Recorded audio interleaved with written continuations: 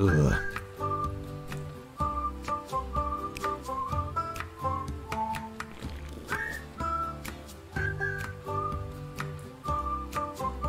It always comes down to booze.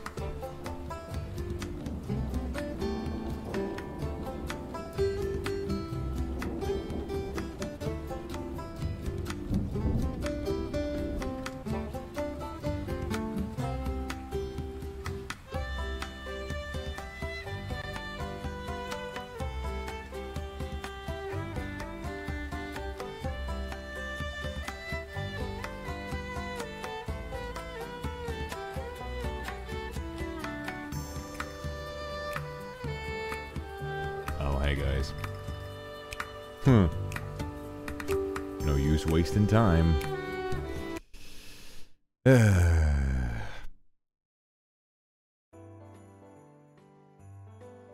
found some Christmas music for today. Welcome to Under the Table, everybody. Thanks very much, everyone, for coming out, wishing me a merry old Christmas. Today was supposed to be a wonderful Christmas episode. I was going out of my way to find someone to join me, but it's a busy season, certainly. It's a difficult part of the year, I should say. It's a difficult part of the year. Many of us are heading home to spend time with family. Many of us are out Christmas shopping, looking for presents to buy for our friends and loved ones. And so, in that sense, I'm afraid today we've got no one. I looked and looked and, you know, we're starting very late today. I understand it's closer to 5 a.m. or 4 a.m. or whenever for a lot of you lovely kindred out there in the world. When normally we'd be starting in the evening, it's now the early hours of the morning. The truth is, I would have started nice and early, but everyone just wasn't available. I kept going and going, and eventually I just decided, fuck it. I'm just gonna give myself an hour, go out, grab some booze, and pray. So maybe today, we can just have a little Yule log. We can sit, we can chat, we can figure this out. Yeah, Kindred, I did get rejected. Of course I did. I always get rejected. It's never a normal experience for me. It's always got to be fraught with a load of issues. Christmas hasn't been the same. Christmas has never been the same for me. I can't stand seeing all these families. You walk out into the street, snow litters the streets. I slip over. You know, I almost got shit on by a pigeon today. I went to go do some chores, went to go do an errand early this morning. And I suddenly felt a pitter-patter on my shoulder. And I look up, and I see two pigeons stretching their asses over a certain wall. Right above me. And you wanna know the worst part? I recently bought a really nice new sweater. I was wearing it out because it's nice and cold. But then it went ahead and took a shit all over me. So that's been my day. I went back and I thought, well, karma can only go so far. And maybe, just maybe, with all of that in mind, maybe the world will decide to be kind to me this evening. But no. Yes. Pigeon. Don't mention that hallowed word on this channel, you son of a bitch. But regardless, I may be thankful for some things I've got in life, and, you know, well, maybe karma is on my side now. You know, maybe it was just bad early, maybe I've got to try again. You know, There was one person I didn't try, actually. Hold on, let me go ahead and call him. Let me call him. Hold on. Hold on. I'm just gonna give this one more try. I'm gonna give this one more try, okay? I'm gonna call him.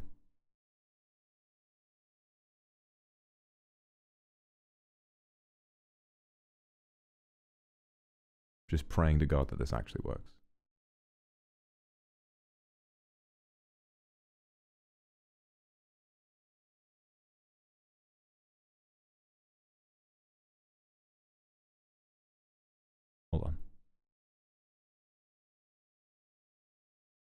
He's not picking up. Of course he isn't picking up.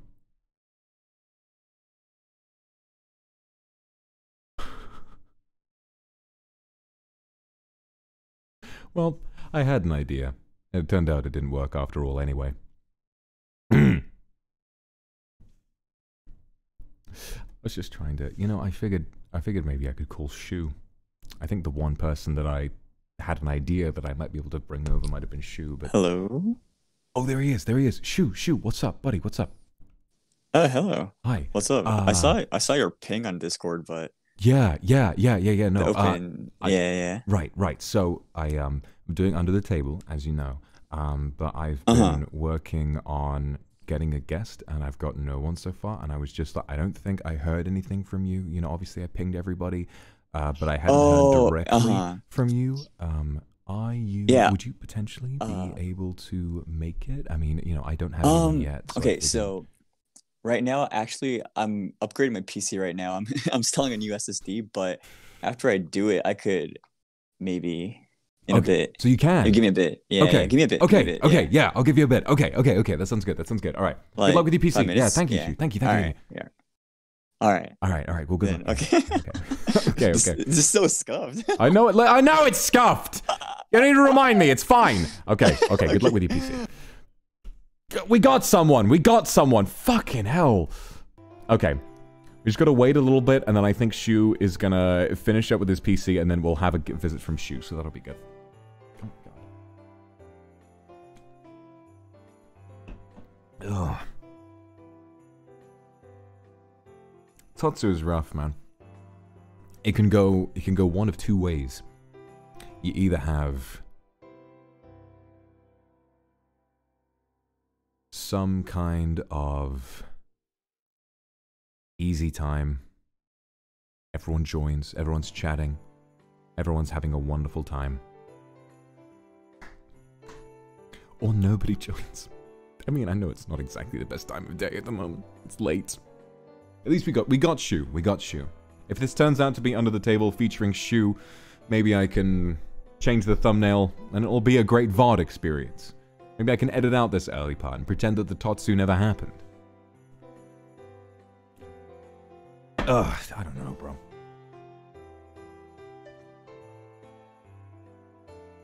Shoeport coming in clutch. I guess what we'll have to do now is wait. Anyone have any questions they want to ask?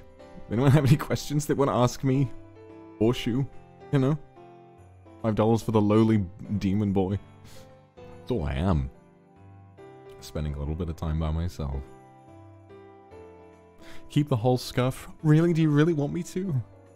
Think about this on my portfolio. Imagine me trying to promote myself with this. Can't even get... It's only the 6th episode. Can't even get more than one guest to come out, spend some time with me on the holidays.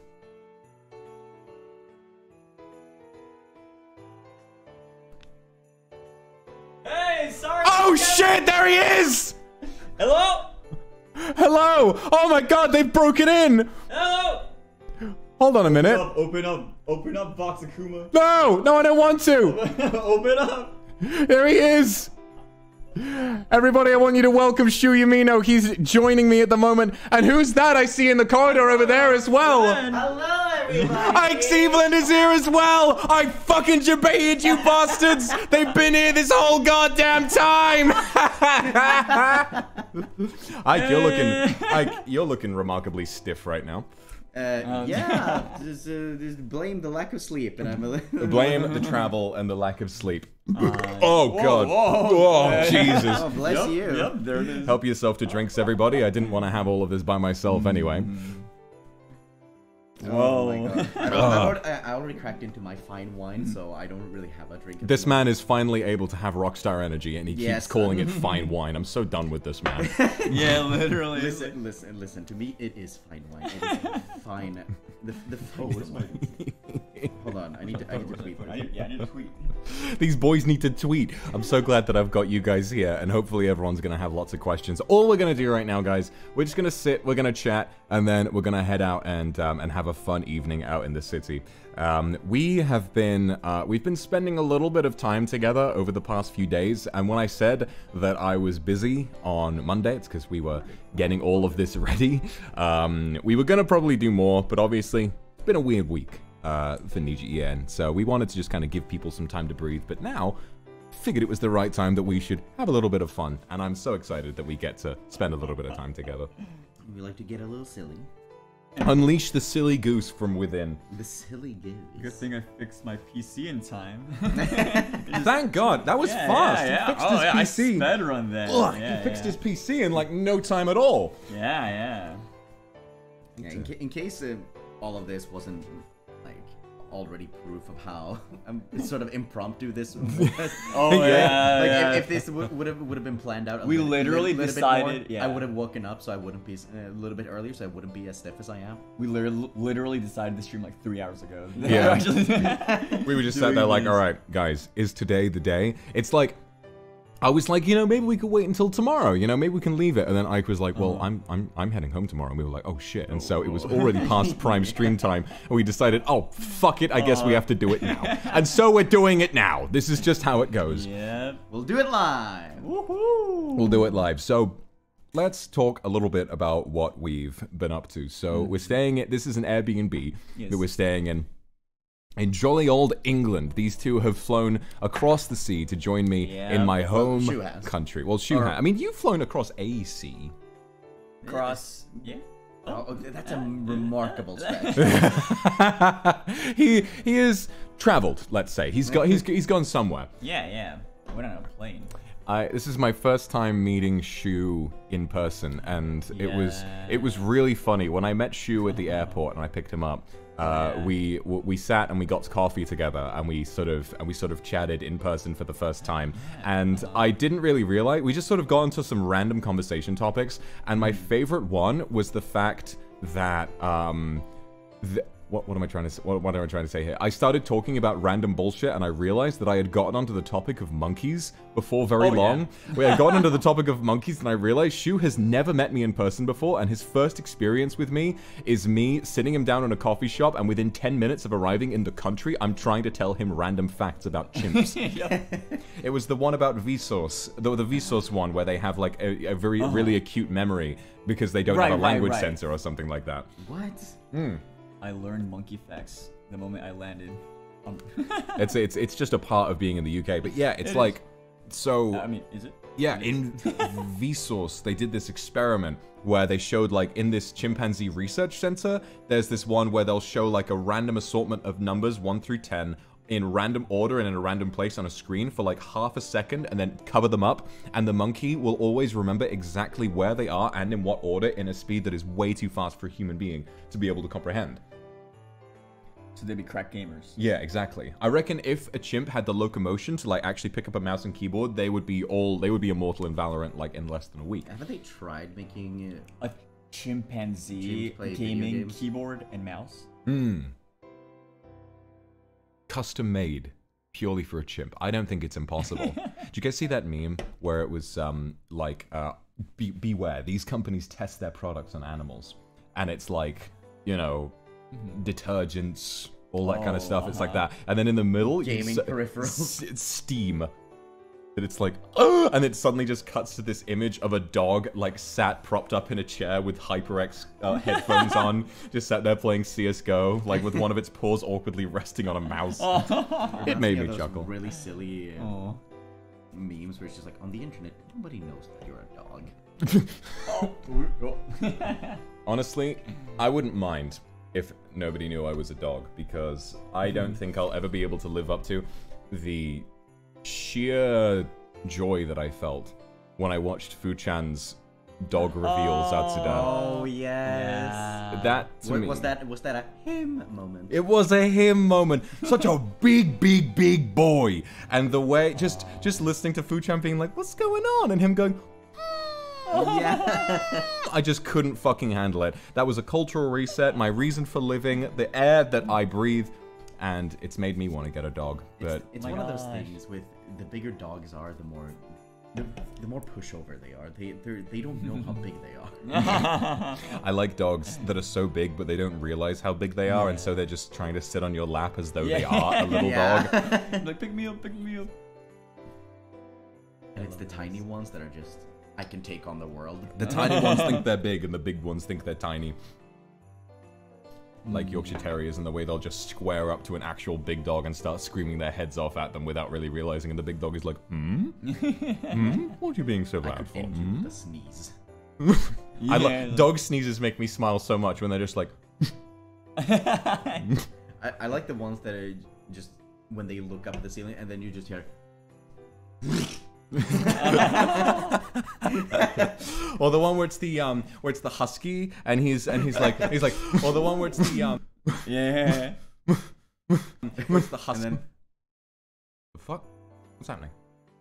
And then? like, haven't you seen the one with a husky sneezing over and over, and then it just goes like before having the last sneeze again, and then it like explodes. Something weird happened. The audio doubled up there for a second. I heard my own voice back. That was really weird. Something weird. It happened again. What the? The audio you're on the tab, I bet. What the Up fuck? there for a second. That's got to be it. I've got to have a tab open. Let me shut that. Well, that's my music. No, that's where my music is. Okay, hold on. Wait. Oh yeah, it is open there. Oh, I'm so dumb. Oh, I'm such a silly boy.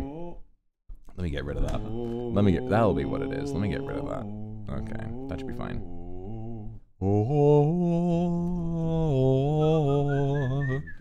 Scuffling, guys. It's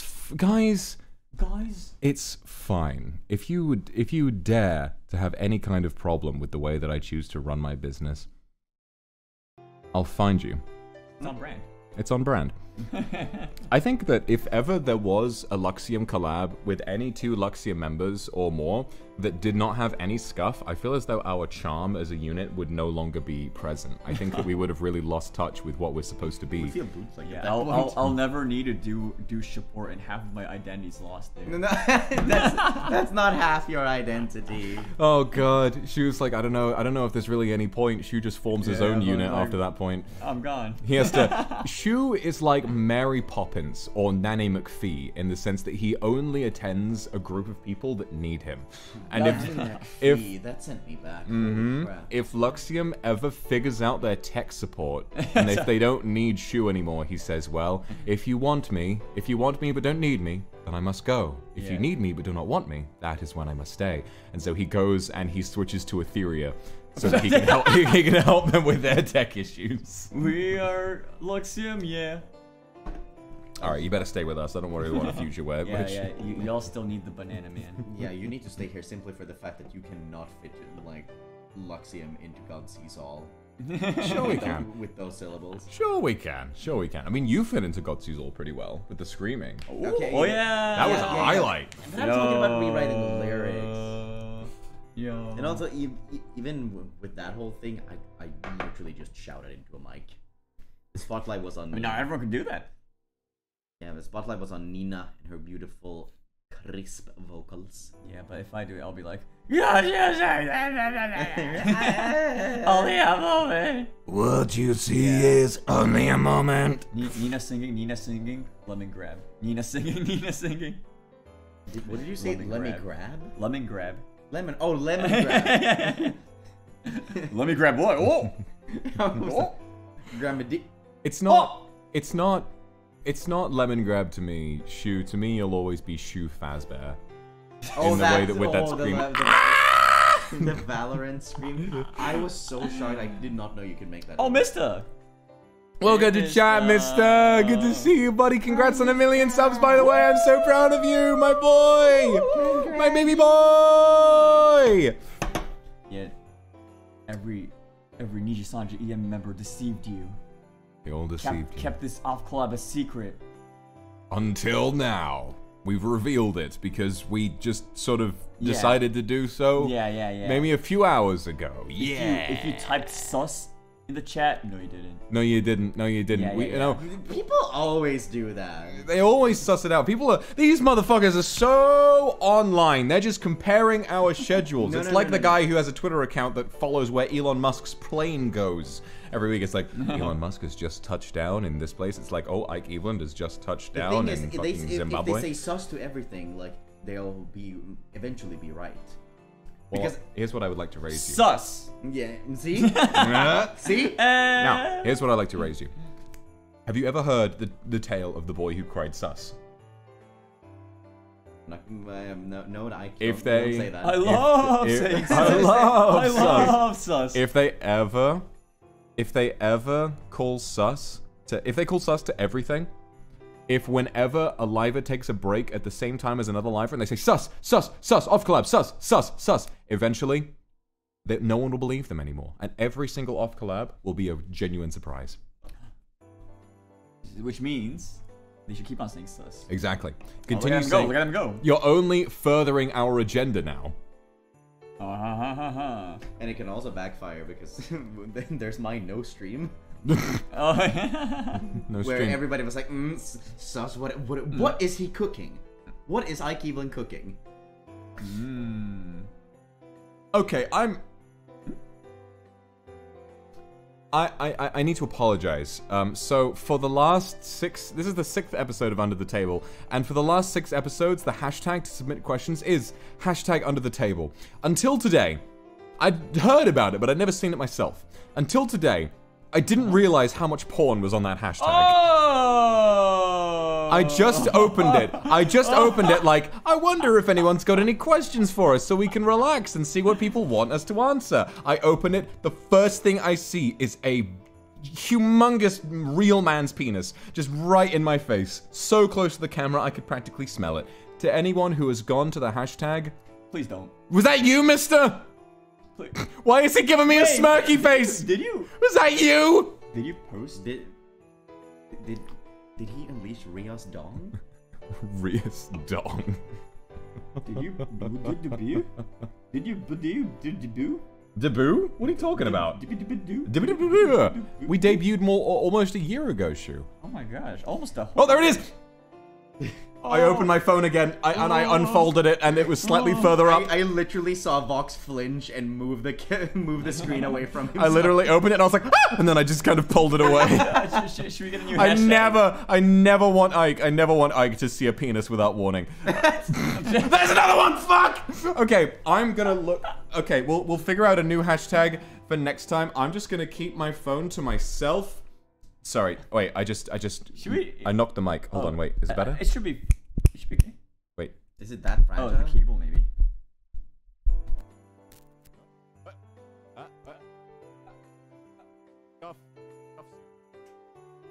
Hold on. Do we get it? Hello? Mic check? I can't hear it. Oh. There we go, we got it. Oh, okay. We got it. Hello, are we back? Okay. I blinked a little too hard and the mic broke.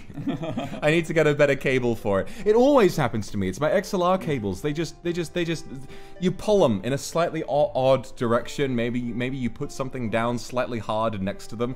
Breaking an XLR cable is like upsetting a chimpanzee. Like a speck of dust will fall at the wrong speed and they will suddenly just decide they don't work anymore. It all depends on the XLR cable, because some XLR cables are much like SM58s, is that you can run them over with a car and they'll still work. Oh yeah. Okay, I've read a question. Is the hashtag safe? The hashtag, it's not safe, but I'm looking through it. Me personally, I can process seeing a penis, so I'll be the one. I will carry this. I'll carry this cross to get us the questions. The Christmas tree? Oh, so I am. Christmas So I am. Hold on. Christmas I'm hiding behind the Christmas tree so that I can spy on Ike. Hold on. Let me. You have to be behind the tree so the penis stays behind the tree. That's true. Whoa! Oh no! Exposed! Exposed! Wait, where am I? Vox Akuma exposed! Exposed! I'm not actually wearing a sweater. There we go. Okay. Whew. Jesus. Okay. All right, we're good. Ooh, Okay. Oh my gosh, yeah. Okay. There's also what is that? What's that mysterious? It looks like I've got drop shadow going on. Wait, drop shot? What? Look at my cloak, like behind the jacket. It looks like I've got, looks like I've got a Photoshop drop shadow going. Okay, there we go. There we go. Okay, that's better. All right. So I saw a question, and I didn't even realize. So far, following a series of off collabs, I have ruffled the hair of every single Luxiem member except for Shu. Do I have permission? I mean, I need to complete the set. He's protecting the banana. Here I go. Don't touch the banana. That's dangerous. Okay, I won't touch the banana because the banana is like charged with electricity. Yeah. Here you go. Ooh, that's a good ruffle. He's got some nice hair. Shu takes really good care of his hair. Like it always, every time I've seen him, every time we've woken up in the morning, and I even after like his long flight, I see him and he's always got perfectly cut, perfectly groomed, perfectly washed and shampooed hair, and which is not always the same for me because I often wake up too late and neglect to make sure that I've washed it, and so my hair also gets really greasy very fast. But when I do wash it, it's very fluffy. I'd like to promise you, my hair is very nice. But I mean, I've already ruffled Ike, so I don't want to lose an arm. I mean, I'm just I'm a card game pro tag. What can I say? He is. He's always in. He's always in his card game vibe. Yeah, like it's always this. Speaking of card games, I still haven't bought a deck of playing cards. I'm so overdue to doing that. Oh, maybe we should. Yeah, maybe I'll do that a little bit later if any place is still open for that. Probably not. We'll see. Like you can order on Amazon before you forget. Just get one. Oh yeah, because they'll totally deliver before I have to get out of here. You never say never. Never say never. I mean, sometimes they do same day, but it's already quite late. Oh yeah, I mean, or like a scheduled delivery. Yes, chat. Shu isn't bald. Don't worry about it. Yeah, confirmed. Confirmed. Shu Yumino has hair. He's not bald. Thank you. Oh, finally. Before now there was no proof, but now there is. Someone spoke the truth. They all hated it, but he spoke the truth. And you say that now, but eventually one day somebody's gonna like jokingly give you a light tap on the head and it's just gonna sound like like no cushion, no nothing. It's gonna sound like. Let me touch Ike's hair real quick. What? That's not my hair. Ike Baldwin, he's bald! That's why you didn't want me to ruffle his hair, because we would know he's bald. He's bald. Okay, you know that's not it. It's a fucking hologram. Oh my god. Okay, like, not you. Oh. Shu, for real. Shu, god damn it! Ike just put his head right close to the mic, and I thought he was genuinely offering for me to ruffle his hair, like as compensation to say, no, please prove to them that I'm not bald. And then I went up with my hand, and he was like, no. And then Shu looked me right in the eye, kept clapping his hands. No, I'm not giving you the satisfaction. I mean, If they catch you in the act, that's what keep Ike's trying to say, but wait, if I kiss Shu and Shu is like, I'm the Ike with hair. There's an Ike without. It's like Samson, you know, from the great legend where he has power that correlates to his hair. So with Shu has hair, he is a sorcerer. But when Shu is bald, he is a novelist called Ike. Shu is Ike, Ike is Shu, and vice versa. This is making my brain get all twisted. All twisted. Same person, just with and without hair. That's the indicator. Yeah. Where's the proof that I am not bald? I mean, listen, you guys are more than welcome to ruffle my hair if that is what you choose to do. If you'd like to ruffle my hair to prove that I have it, go for it. No! I'm not bald. Oh, no, I wasn't bald, but I am now. Oh yeah, that confirms it. You used to have hair with the sounds of the hair getting shaved off.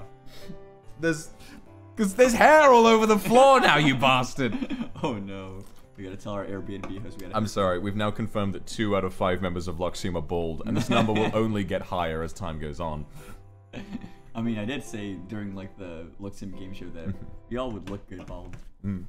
Okay, another really interesting question that I just saw on the hashtag. Have you taken the boys to spoons yet? Technically, I've taken one of them to spoons. So Shu arrived first.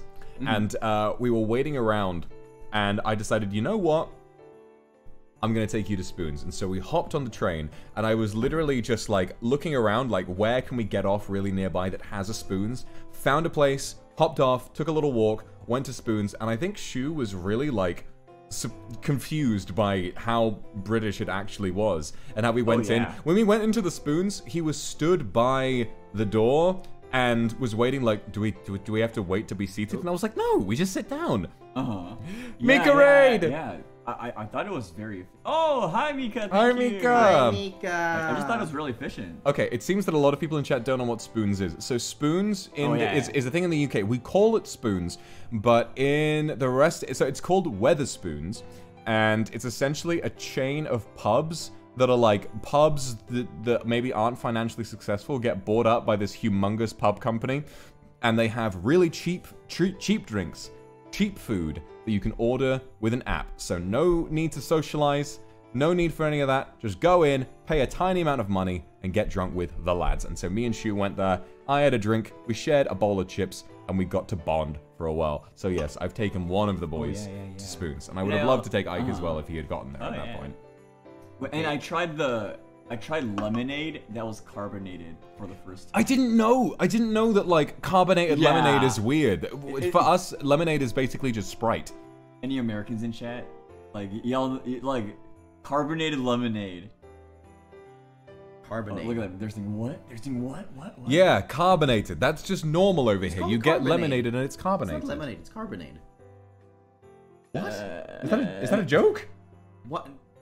It feels like a convenient term. No, it's just lemonade to us. I mean, it's basically just Sprite. That's just what we call it. Wait, there's like that's the thing, like carbonade. Carbonade. I literally made it up just now. Oh, I'm googling it. That must be a thing. Carbonade. Carbonade. What should be like an actual Flemish stew? Hell, kind of Flemish stew. Carbonade. Flemish stew, known in Dutch as stoofvlees or stoverich, and in French as carbonade à la flamande. Carbonade à la flamande is a Flemish beef and onion stew popular in Belgium, the Netherlands, and French Flanders. Oh my gosh. Flanders. I thought I got a drink. I got stew. Stew? Oh my gosh. Stew Yamino. Stew Yamino. Look, yeah, like, if you ever come to the States, I'll give you lemonade and y'all will be like, what is this? I have been to the States. Oh, have you? I've been to a Wendy's and I had fresh squeezed lemonade. And I Oh, was did like, you? I can't believe we don't. Well, obviously we have fresh squeezed lemonade, but not like that. Like that was something else. Yeah. I love that fresh squeezed lemonade that you guys have. I need to drag you guys along to Sweden so we can go to Swedish Subway where they have lingonberry drinks and it is so good. Could on you a hot tell day. me, describe to me the flavor of a lingonberry? I can't. It's just lingonberries. So I should go Are to they like my... sour? Are they sweet? It's not really on the sweet side. You know, sometimes when you like pick berries in the woods and you're just like, oh, berries. Like I like jam and whatnot. And you pop it in your mouth. It doesn't really. For example, like if you're picking blueberries and you eat like straight up raw blueberries. Oh, it's like a very strong flavor. Yeah. It doesn't have that like sugary sweetness to it, but it's still very, very Oh, refreshing. those. Yeah. I thought they were poisonous. No. Oh, there's like a poisonous one that kind of looks like it. Yeah. But like lingonberries on themselves, like your they're parents will always tell you when you see red berries like that, like don't eat them. You'll yeah. die. You shouldn't. You'll die. Yeah, We shouldn't. I think, if you go to IKEA, they'll have it. Lingonberry. Yeah, that's the problem. Whenever I try to bring Swedish souvenirs to anybody anywhere, it's entirely pointless because IKEA is already selling it. Oh, you got a souvenir from IKEA. Thanks. Thanks from IKEA. Wow, how considerate. It's from one Ike. That Ike happens to be Ike. IKEA. We're not IKEA of Lund. Now, Shu, do you want to tell us about the present that you got for us? Yes. So, I think my chat would know. Yeah. I did have a shopping stream, and remember I bought some. Well, the first thing I bought, an hour into the. I saw that somebody wrote sus, and they know. Sus. So I had a Black Friday shopping stream, and I spent a whole hour, and after a whole hour, I bought some Among Us socks. I was wearing them yesterday. These socks just have a little Among Us going shh on them. And to be honest, it was a miracle for me to wear a pair of matching socks. I felt so smart. Are you wearing magic? No, you're not. No, I'm not. I've got they're both big and fluffy because it's cold here at the moment. But one is black and one is blue. So no, I'm not wearing even socks. Ike is, and Shu, are you wearing even socks? Yes. Oh, yeah. So I'm an odd boy among two even fellows. And I feel very good, unique. That's who I am. I'm proud of it. The best part is, I was shopping that for Black Friday, but it wasn't on sale at all. It was just a normal priced Among Us sock, and just on the store. Like my whole stream was for Black Friday shopping, but the first hour I did not even Black Friday shop. I've never. Your silly holidays will never devalue the Among Us. That's it. It's like, why of all things? We have these consoles, and we have these like expensive devices, laptops, coffee machines, everything that get 75% off during Black Friday. Among Us socks. Impossible. Yeah, full price. The supply, full price. The supply would be gutted if they were ever put half price because people would be able to buy them en masse. You're right. It would cause such a problem. Oh, but Minecraft stuff was on sale. It just goes to show the Among Us sweep is coming. It is. Minecraft will be a thing of the past. You know, Oh, yeah, everyone enjoy especially Minecraft while you with the new can. mode that's coming. Got that new mode coming. What, funky mode? What? No. Oh, in Among Us. In Among Us, yeah, funky mode. You know, they're adding Funky Kong. No, I'm talking about hide and seek, you dip. Oh, shit. Maybe I wasn't supposed to leak that yet. Oh! Fuck. Sorry. Inner sloth, please don't terminate my contract. All right, we'll talk about this. Yeah. And don't check our hashtag either. Yeah, don't check the hashtag. Please, yeah, genuinely, Inner Sloth, please don't check the hashtag. You may come across some sites. I really don't want you to be exposed to that. Yeah, should we think of a new hashtag while we're at it? Should we think of a new hashtag? What is a good hashtag for Under the Table? I mean, I don't know. Questions. Tables. Let's I was trying to Under the Q&A bowl. Under the Q&A bowl. I like that, actually. It's a lot to type though. I'll think about it. It's not much shorter than under the table. Hashtag What's chessing? hashtag UTT question. That should work. That should work. UTT Q&A. What about UTT Q&A. What about University of Texas? Tutta? Texas 2. Is that where you come from? Have you just doxed your hometown? He comes from Tutta, everybody. Fucking Tutta, Illinois. I feel like there has to be like some random university that like. Please tell me that's not a penis. Oh my gosh. Okay, no, I'm good. Like literally the reason I didn't take the hashtag shoe gaming was because some random university was having a gaming club and it was like SH University Gaming. So I couldn't take that hashtag. So I feel like there has to be some kind of a University of TT. I really want, out there. you know, I feel like if I had to get Shu a Christmas present, I would commission like a Minecraft gamer intro. You know, with like the that spinny 3D. exactly spinny 3D graphics with like that NCS music, like the. It's like it's Shu gaming, and he can just play that at the beginning of every time he plays a game on stream. It has to be like full chromatic aberration, spinning, like motion sickness inducing, and the BGM has to be a knife party song from before 2011. and like I feel as though I need to bit crush the audio as well. So hold on, wait. What's the Hang on, wait. This one. I feel like it should be like this. What the heck is this? What the?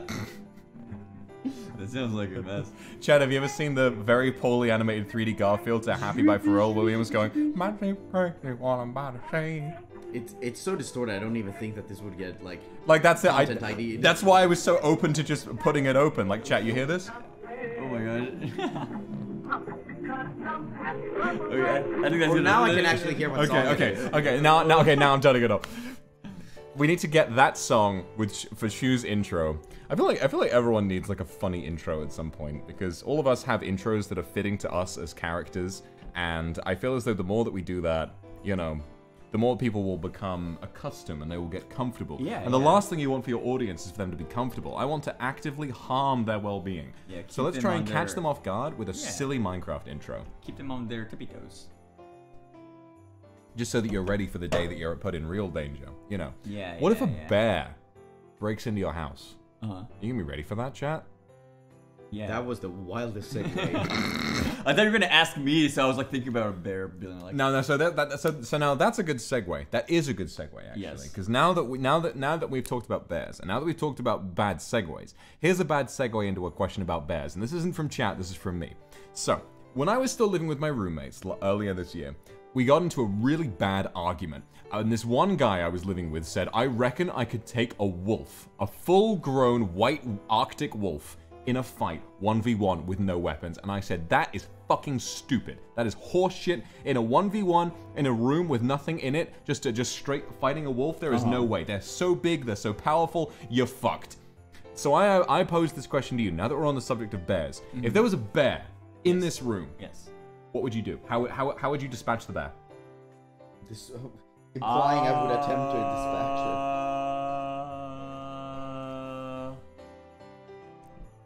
A bear. Okay, so are bears usually like harmful? It depends. They Right. can, if they can like, just sort of, you know how a cat will go like, they'll like box you? You know the way the cat will like yeah, throw its arms? A bear can do that, but if it hits you once, your entire face can just come off. Right, with the right, claws. right.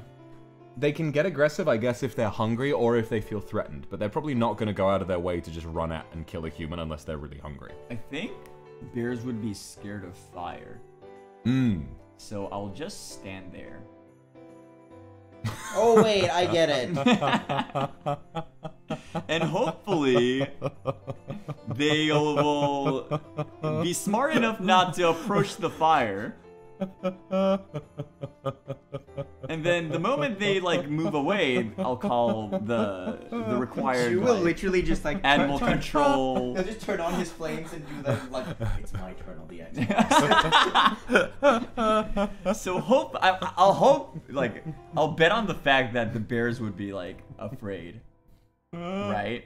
The idea of just in this not very large living room, Yes. just a bear, a full-grown, 12 feet long grizzly bear wanders through, and she was like, "Guys, I've got this." And he stands up and just stares at the bear. Guys, I got this.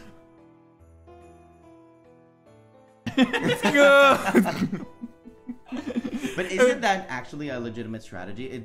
There's one of two things that you can Oh, do. yeah. One is you make yourself as big as possible and be as loud as possible, or you play dead. That's true. I remember there's a video of a dude who's rock climbing and a bear attacks him, and he's like, wow. and he has like a head cam on, and all you see is just him kicking the bear from below him while he's climbing up the wall, going,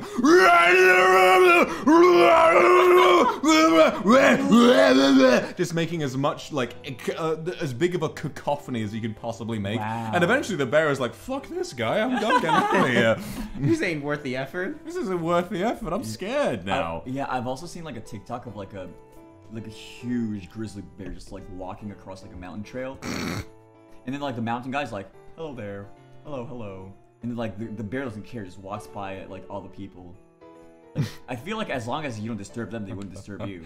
Yeah, I think that's genuinely probably what would happen. Right. Although sometimes like a bear, I remember there was one video I saw where it was like there was a bear, because in some parts of the world bears are just a common daily occurrence. Like a bear could show up at any moment. There was a family that walked out of their house, and there was a big dog, like a Belgian Malinois or like a German Shepherd or something, that walked out of the house with them, and there was a bear.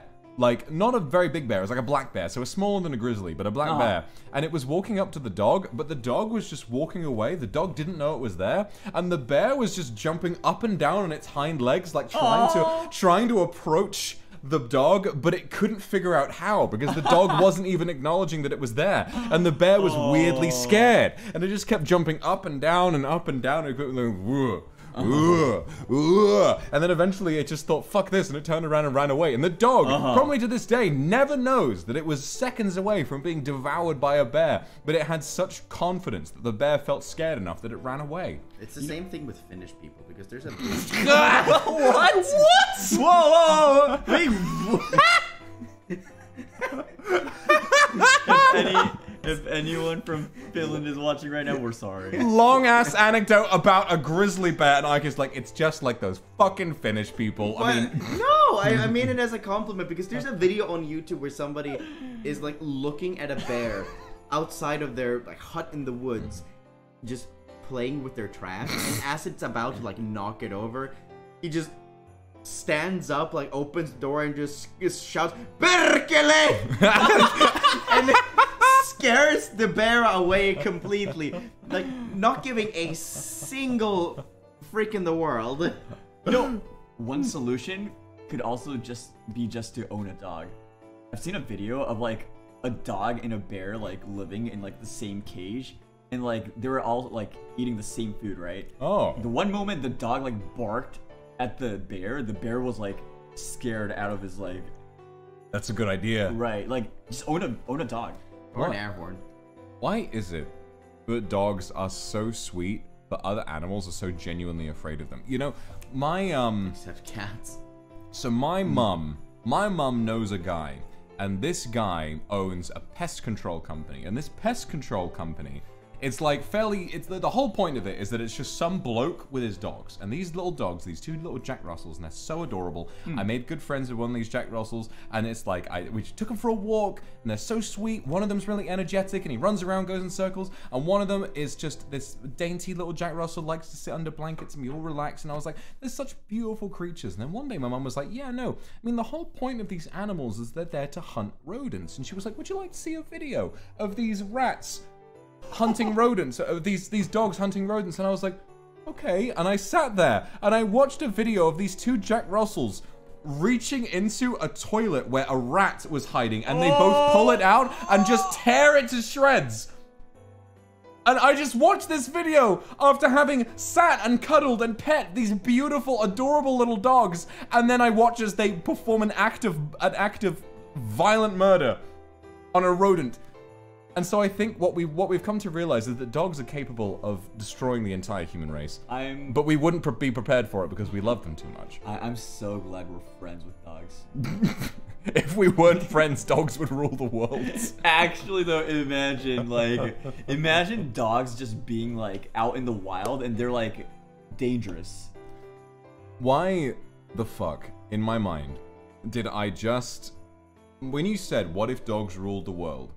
And in my head, the first mental image that pops up, Hell's Kitchen / MasterChef / Kitchen Nightmares, but instead of Gordon Ramsay, it's a dog. That is so oddly specific. But man, I just saw this scenario where someone prepares like a really shitty spaghetti dish and they present it, and the dog just goes, "Roo!" and they just go, "Yes, chef, sorry, chef," and they just run away. And the dog's like, "Green onion! No way you could have that!" No, but the dog... Are you trying to kill me? That's the... Excuse me, you're trying to kill me! But it's that, but they know what the dog is saying, but all he's going is saying... Right. And when he gets too fed up, he'll just go, "Son of my mum."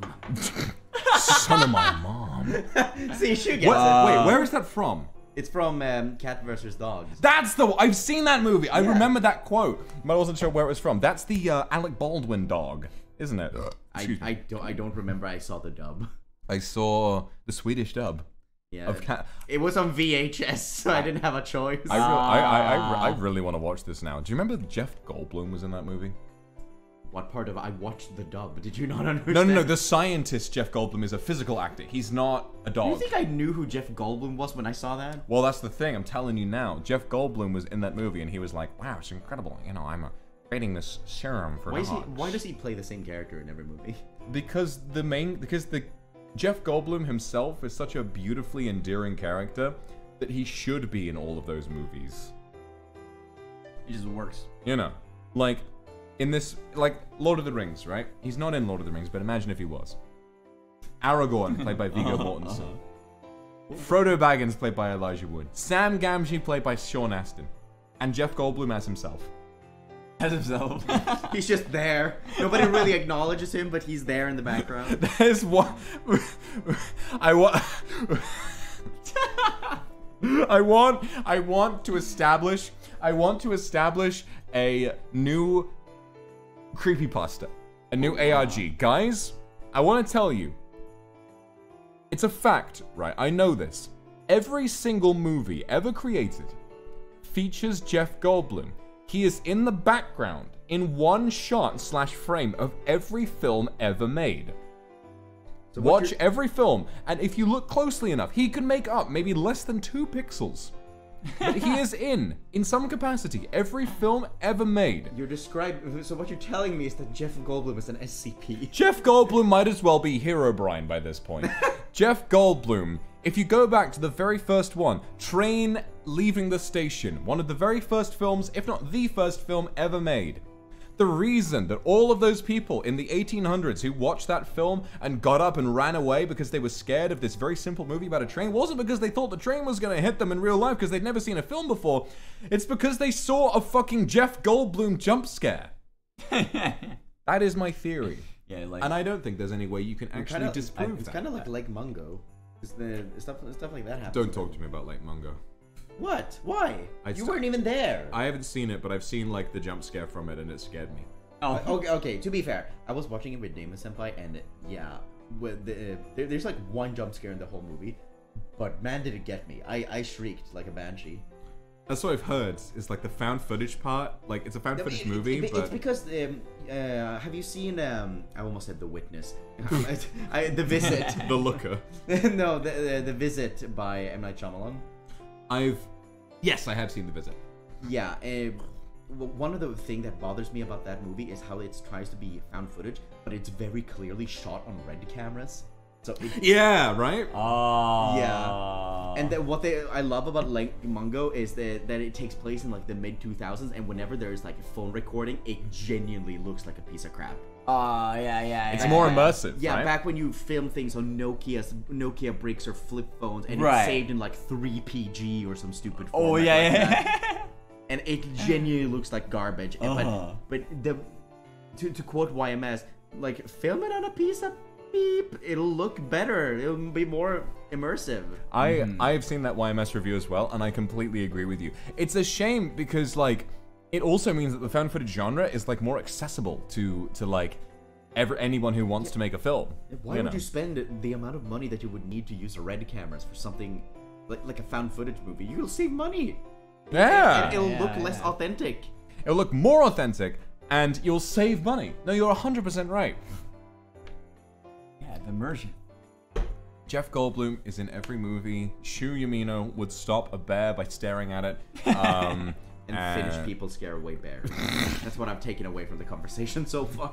So I think that what we're realizing is if there is an alternate universe where Shu Yamino is British. Not British, Finnish. Finnish. Oh, yes. I mean, there is an alternate universe where that's true as well. But there's an alternate universe where Shu Yamino is Finnish. And in that universe, there are no bears. Okay. Because Shu Yamino is the bear scarer. He's the bear whisperer. And if he was Finnish, bears would be terrified of him as well. So Shu Yamino would be recruited by some kind of one world government to hunt down and kill every last remaining bear. I will be responsible for the extinction of bears. Exactly. Remember that one movie where Chuck Norris TFs into a bear? He what? It transforms. Oh, Chuck Norris transforms into a bear? In a movie, yeah. I didn't know this. I haven't seen this. Well, does that mean I beat Chuck Norris? Chat, hit us with your predictions. Does Shu Yamino beat Chuck Norris in a fight? Okay, Chuck Norris's bear form. His supposed badassery has probably ended when people stopped making jokes about him. Says the person who just tweeted about mudkips. Listen. Let me ask you this, Shu Yamino of NIJISANJI Ian's fourth wave Luxiem. Yeah. Do you not like mudkips? I like mudkips. I think they're pretty cool. It was my starter in Pokemon. See? blue. It's relevant Mystery. all these years later. Mystery dungeon.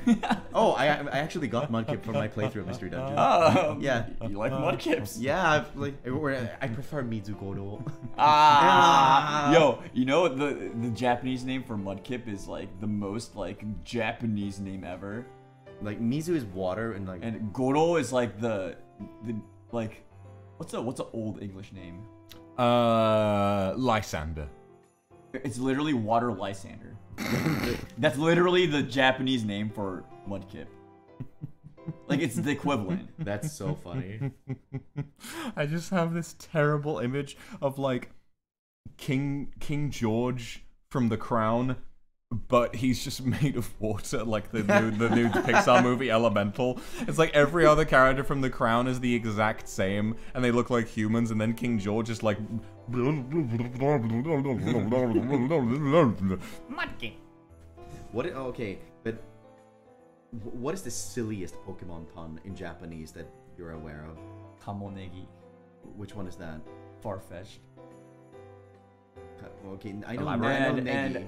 and Kamo means goose. Negi means leek. So just Literally, Kamo. Negi. Kamo Negi. goose leak. Literally. Literally. And isn't like Hitokage just lizard? Oh yeah, fire lizard. Yeah. Pretty much. And then Charmeleon is just Rizado. Yeah, it's literally lizard. Reason.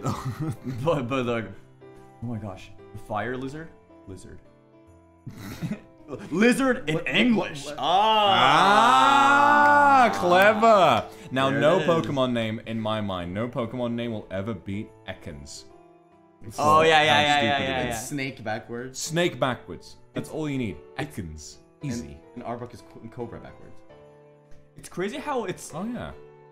it's crazy how it's same in the Japanese too. It's Aboku. But they thought in English first and then made the Japanese name.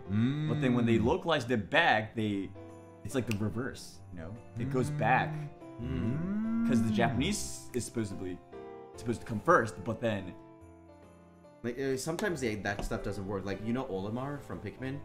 His name is Mario backwards, but in Japanese. Orima. Oh yeah. I forgot about that. Yeah. Orima. Mario. Yeah. Oh. Oh. Ah. Why? Oh, can't wait to see the Pikmin movie voiced by Pratt Chris. Pratt Chris. Okay, listen, guys, you're gonna find me controversial for this. I don't like Chris Pratt's voice as Mario either, but the more I feel like whoever edits the trailers hates Chris Pratt because he looks his voice is terrible on all the Pratt trailers. backwards? But Tarp. Cirque Tarp. Hello everybody, my name's Cirque Tarp. But in the TV spots, like the clips from the movie, like just where you see the movie untrailer edited, his voice isn't awful. Like there's this one bit from the TV spot where he's being introduced to the Mushroom Kingdom, which by the way, I was too distracted by the music. the just music going was off. so good. The music, like they had motifs from like 7 different Mario games. They had yeah. I Bob love on the motifs. Battlefield, I love Super the Mario motifs. World, Overworld theme. I loved the Mario, like the Super Mario World theme, and the way that they had sort of the violin to make it sound like, because that's a more modern Mario sound, like the violin, the sort of jazzy sound. But then they did it for an older Mario theme, the doon doon doon doon doon ba-dum, bam bam bam bam bam. But it's such a tiny little moment. It's just that one little bit right before he gets sucked into the pipe.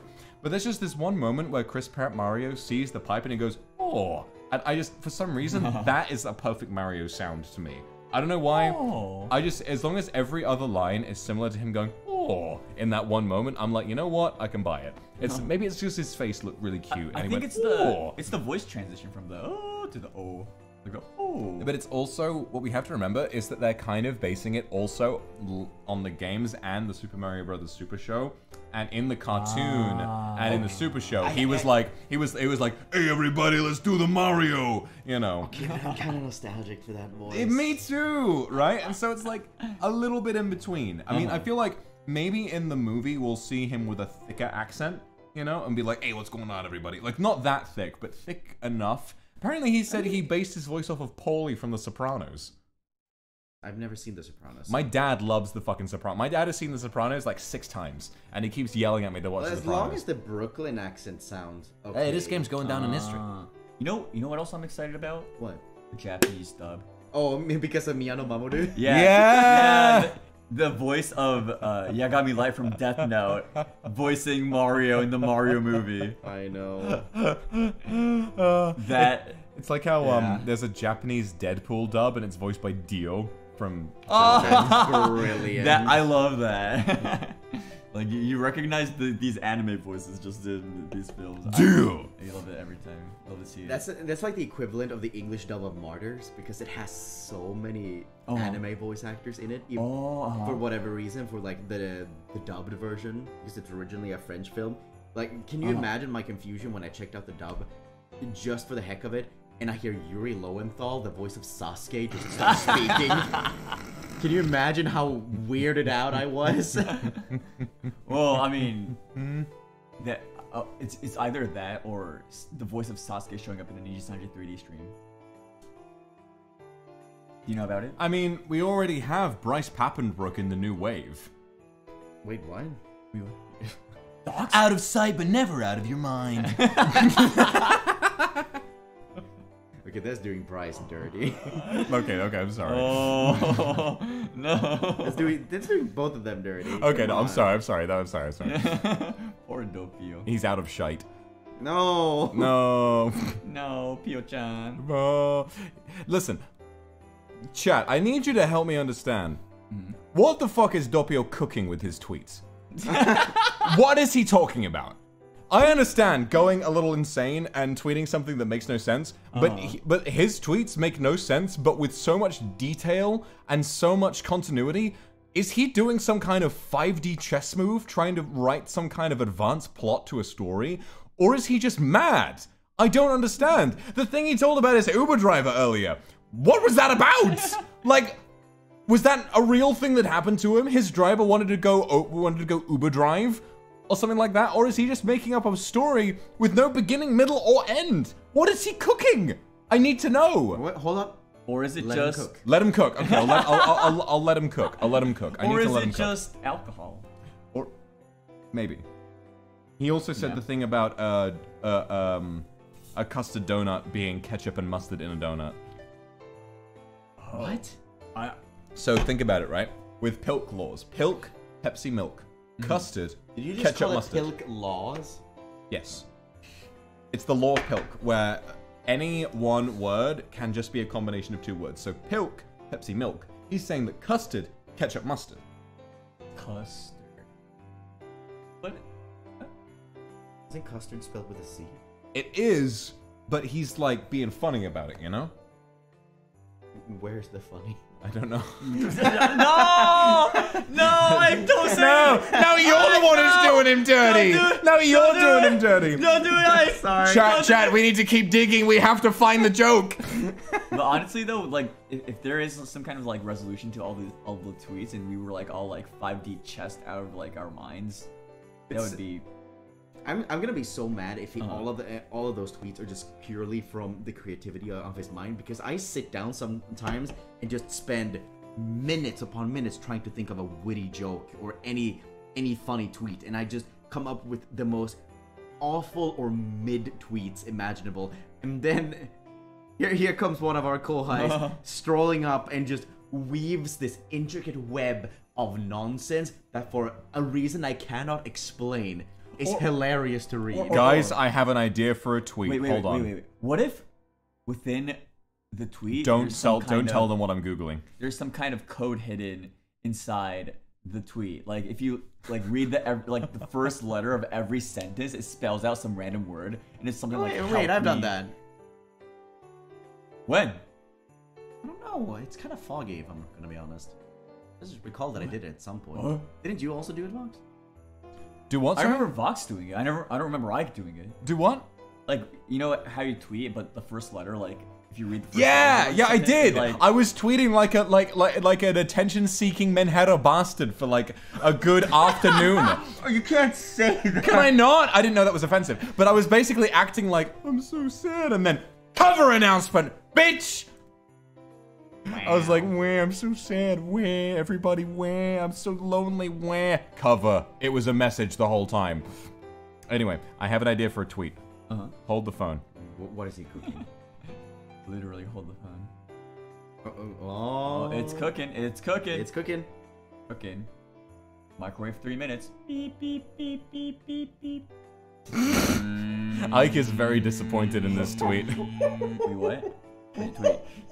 Oh no, he likes it. Oh no, he likes it. Oh, that's so bad. You know, it's Joe. Wait. From Family Guy. It's Joe Swanson. I don't get it, but... You don't get it? Don't you remember Hex's debut line? I promise I won't let you go, baby. I promise I won't let you, Joe. You're giggling like a child. I just sat there, I thought about it, and I was like, you know what? That's gonna be my tweet. I That's hope, my tweet I for hope today. our kohais don't hate us. Being bullied by your senpais is a part of the experience. You need to be toughened up for what the real assholes on the internet are gonna say about you. You know? It's a cold, hard, difficult world out there. And they need to be ready for it. So I will happily bully my kohais, and they're welcome to bully me back. Their lives are made harder. It's all like good fun here. We like to band. We like to have a good, just a bit of banter. Pitch looking lovely today, lads. 38-0 loss, nothing the chippy can't improve. Good old classic pie, look at that. Go home and meet the wife, Susan. Susan made dinner, lovely. Couple of pints for the lads, and finish up at the Fortress of Dream. This is with love. This is with love. Guys, you're in Britain. I need to teach you about British culture. I just gave you a full description of what British culture is. Every single moment in British history was distilled into that moment. Distilled? I don't know why. Wait, which moment? It's not single distilled, it's not double distilled, it's not triple distilled, it's quadruple distilled, my man. We decided to filter it through diamonds. Herkimer diamonds, which as it turns out aren't actual diamonds, aren't they're just quartz crystals. But it sounds fun, so they just did it there. Would like that that. actually improve the flavor? To just run them over rocks? I genuinely couldn't tell you, and I love the fact that it takes like 6 minutes before he just says it's a premium vodka in a cool bottle. Like, thank you. That's all you needed to say. I'm sold. At the end of the day, it's a premium vodka in a cool bottle. I just love his voice and the way he's like, but he spends like 7 minutes being like, ghosts, demons, apparitions. Over half of the world believes in such phenomena. And I'm like, is that true? Do you run a poll? I know for a fact that, I don't know if this statistic is accurate anymore, but I remember that like over 60% of people in the United States believe in ghosts. Really? Yeah, like it was more than half. I know that. More than half? I mean, sadly, I do believe in ghosts. We're kind of forced to. There's a very loud one I talk to a lot, and it's just getting on my nerves. So unfortunately, yes, I do believe in ghosts. They're a little too real for my taste, to be honest.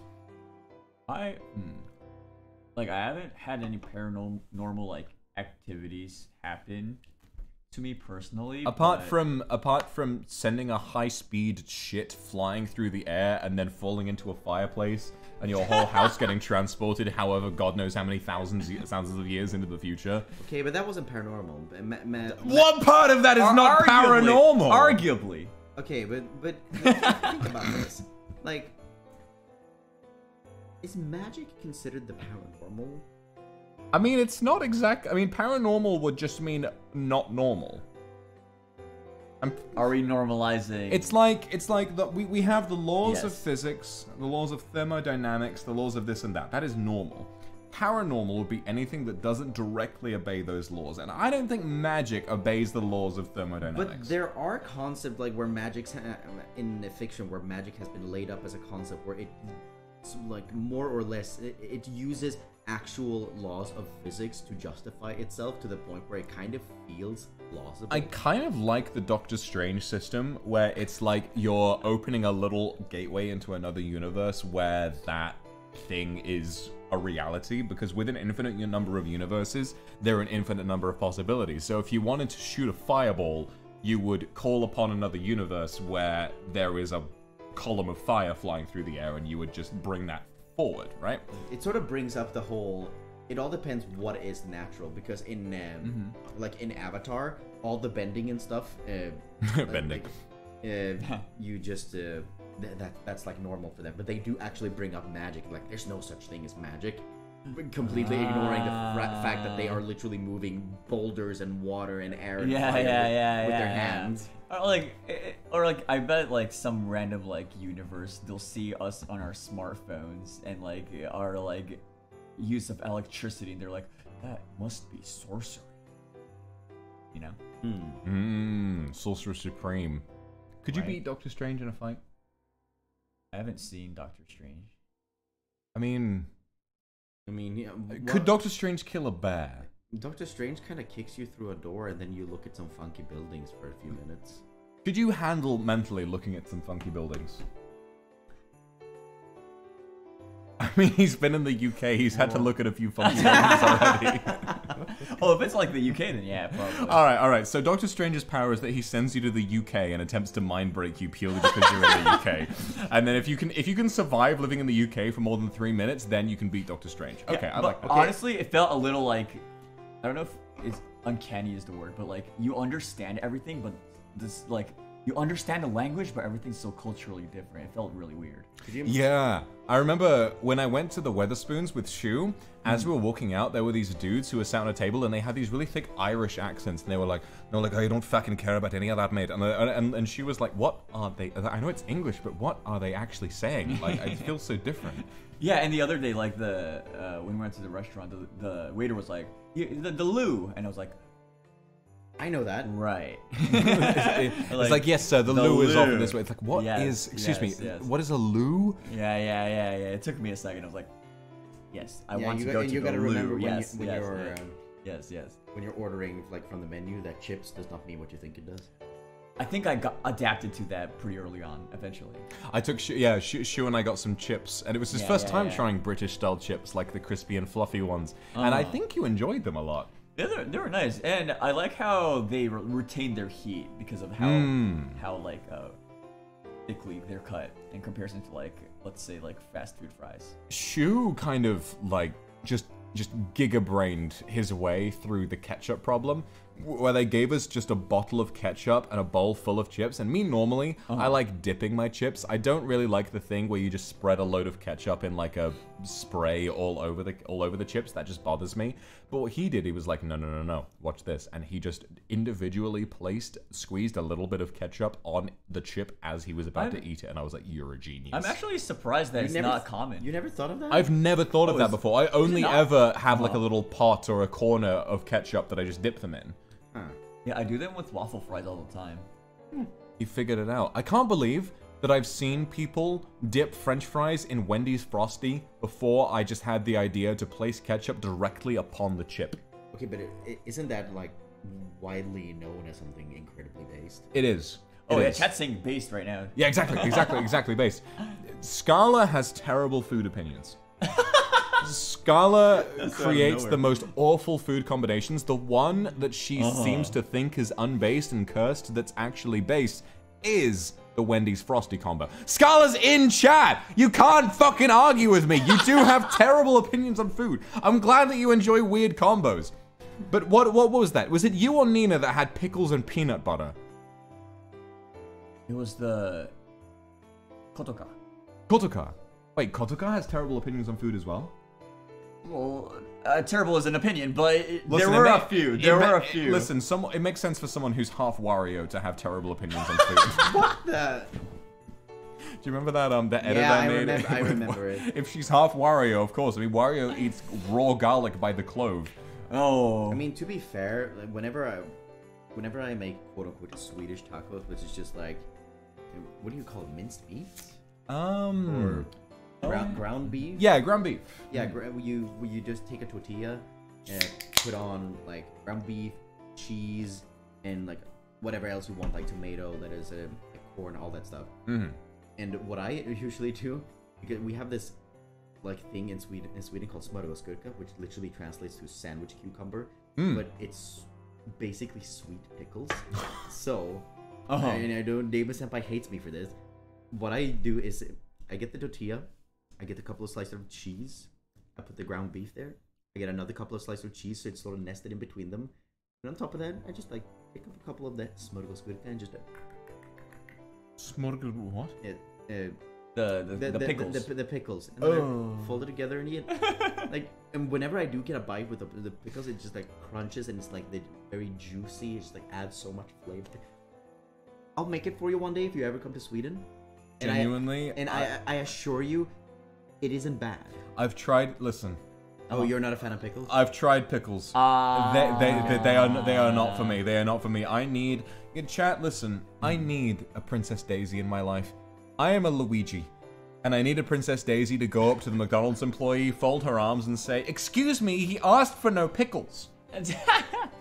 I need that very badly because the amount of times that I've asked for no pickles and I am presented with a pickle and then I just feel sad. I wonder, like, if there were to be a day you visit Japan, I wonder how you would do with the pickles there. They have a lot of pickles in Japan.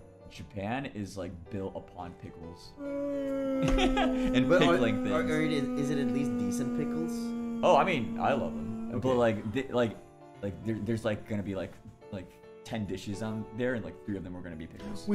I was warned about the amount of seafood there is in Japan as well, and that's like there are two.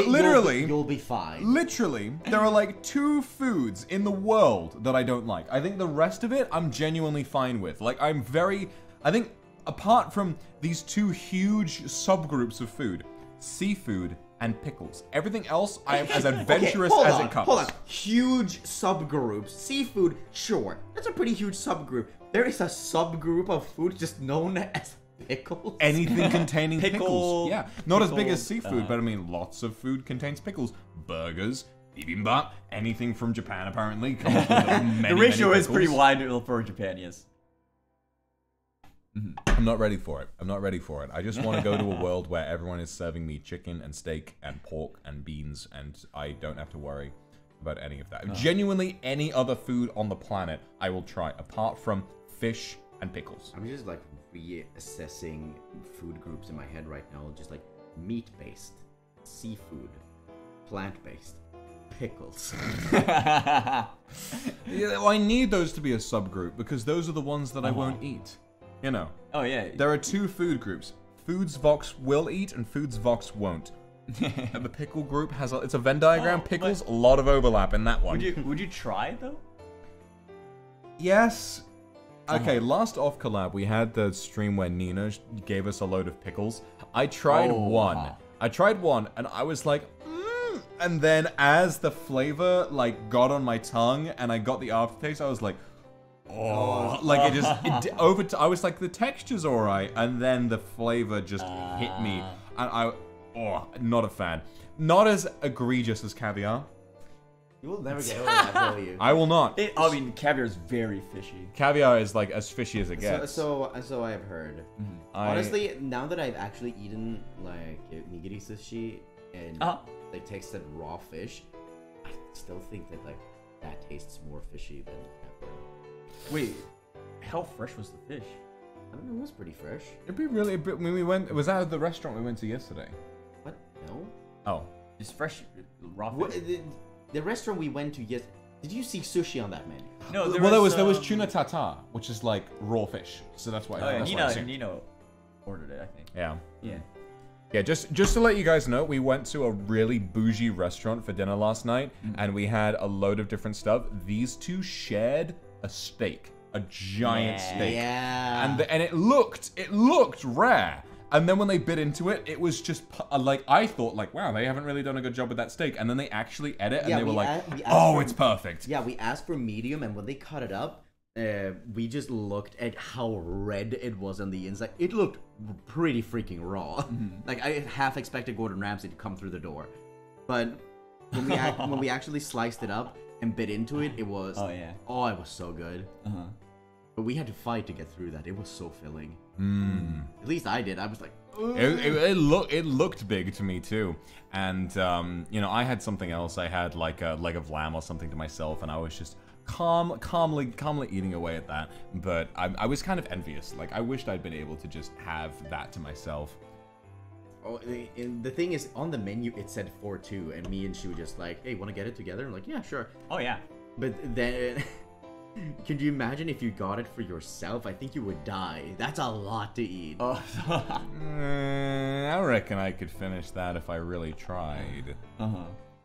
I reckon I could do that. I mean, we had starters as well. Actually, Well, you guys you barely. did. I had a starter. You guys didn't. You had that giant steak, and you If were I would finished have had without a starter. I just knew it because last time I went to a fancy restaurant, I had a starter, and that starter was so hefty that when I actually got to the main course, I straight up couldn't finish it. I was dying. So when I actually went for, when we went out yesterday, and I decided to like look over the menu, I just knew if I am gonna have the steak and I have a starter, I just know for a fact that one of those is not getting finished. Surprisingly, where we went, like, normally I wouldn't go for a starter, but with what I had, it's like, I felt like the portions were perfectly, like, done, you know. I wasn't wanting for anything. Normally, I kind of agree with you that when I have a starter and I have a main, it tends to make me sort of full on something, but for that place, the starters were just the perfect size. The mains are the perfect size. I was full, wasn't a fat boy. I mean, I was kind of a fat boy, but I was full. You know, it was fine. It was perfectly portioned. And by the end of it, I was like, and that was that. Then we had dessert as well. Oh, it was a really nice time. I had a lovely. Oh my god, the dessert too. Like I had creme brulee for the first time in my life, and oh, that was bang. Wait, first time? Yeah, I never had it before. He's never had creme brulee. The thing is, I rarely have a dessert at restaurants because by the time I'm done with the meal, I'm full. Oh, yeah. I get that often too. Yeah, we were fat boys Little that day. fat boy. We were fat boys. Especially with American portion sizes. Jesus. Oh god, yeah. I have been to America a few times, and I remember I talked with my dad, and I remember at some point in his life he told me about a time he went to Las Vegas, and he mentioned like the difference in British and American portion sizes, and he said, yeah, you know, son, you're used to the UK, you're used to these British portion sizes where on the side you might get a few chips if you're lucky. America, I had a steak in a restaurant and they said, would you like a couple of burgers on the side? Oh yeah, the sliders. The sliders just like, yeah, would you like a burger? And my dad is like his eyes pop out of his head. Oh god! Bing, bing, bing, bing, bing. I remember the first time I ever set foot on American soil, and I had heard stories about the difference in cup sizes for when it comes to drinks. Wait, Well, nothing. Go on. So because in Sweden, like, I don't know, it's like, yeah, that's like a how many inches is that? I don't speak freedom units. like 4 inches. Yeah, like the cup is like 4 inches tall or whatever. So I even remember the exact place I went to after having been at the airport. So I went from the airport, I went to some sort of mall, and they had a Panda Express there. Oh, Panda Express is I love I love dude, Panda Express. I went to Panda Express and Yes. I wanted to get a Fanta because I still thought that Fanta was okay back then. Not the case anymore. And I just said, okay, I want to see how bad it is. So I just give You me. did it at Panda Express. So, Oh yeah, so no! I asked for the largest drink that they could give me, filled with Fanta. And when that son of a gun came out, oh my god, it was 2 liters. I'm not Right? kidding. Yeah. I belly laughed when I saw that. When they brought that to the table, and they put it down, it just it was like, plastic. boom. It was plastic, but it just sounded like the thud just made me. I could barely hold back my laugh because I thought it was so ridiculous. But yeah, for those who don't know, the cups that we have over here, we want to make them fit the cup holders in cars. So if you look at it, there's literally like a chunky portion of the cup, and then it goes smaller. like it just sort of, so it I fits. know the ones you're talking about because I've Yeah. had a large lemonade from Wendy's before, and it's like imagine like a full ramen bowl, but it's tall and with a little thin bit on the bottom as well, so it fits a cup holder. They're literally insane. My favorite portion sizes specifically are in American cinemas, like theaters, movie theaters.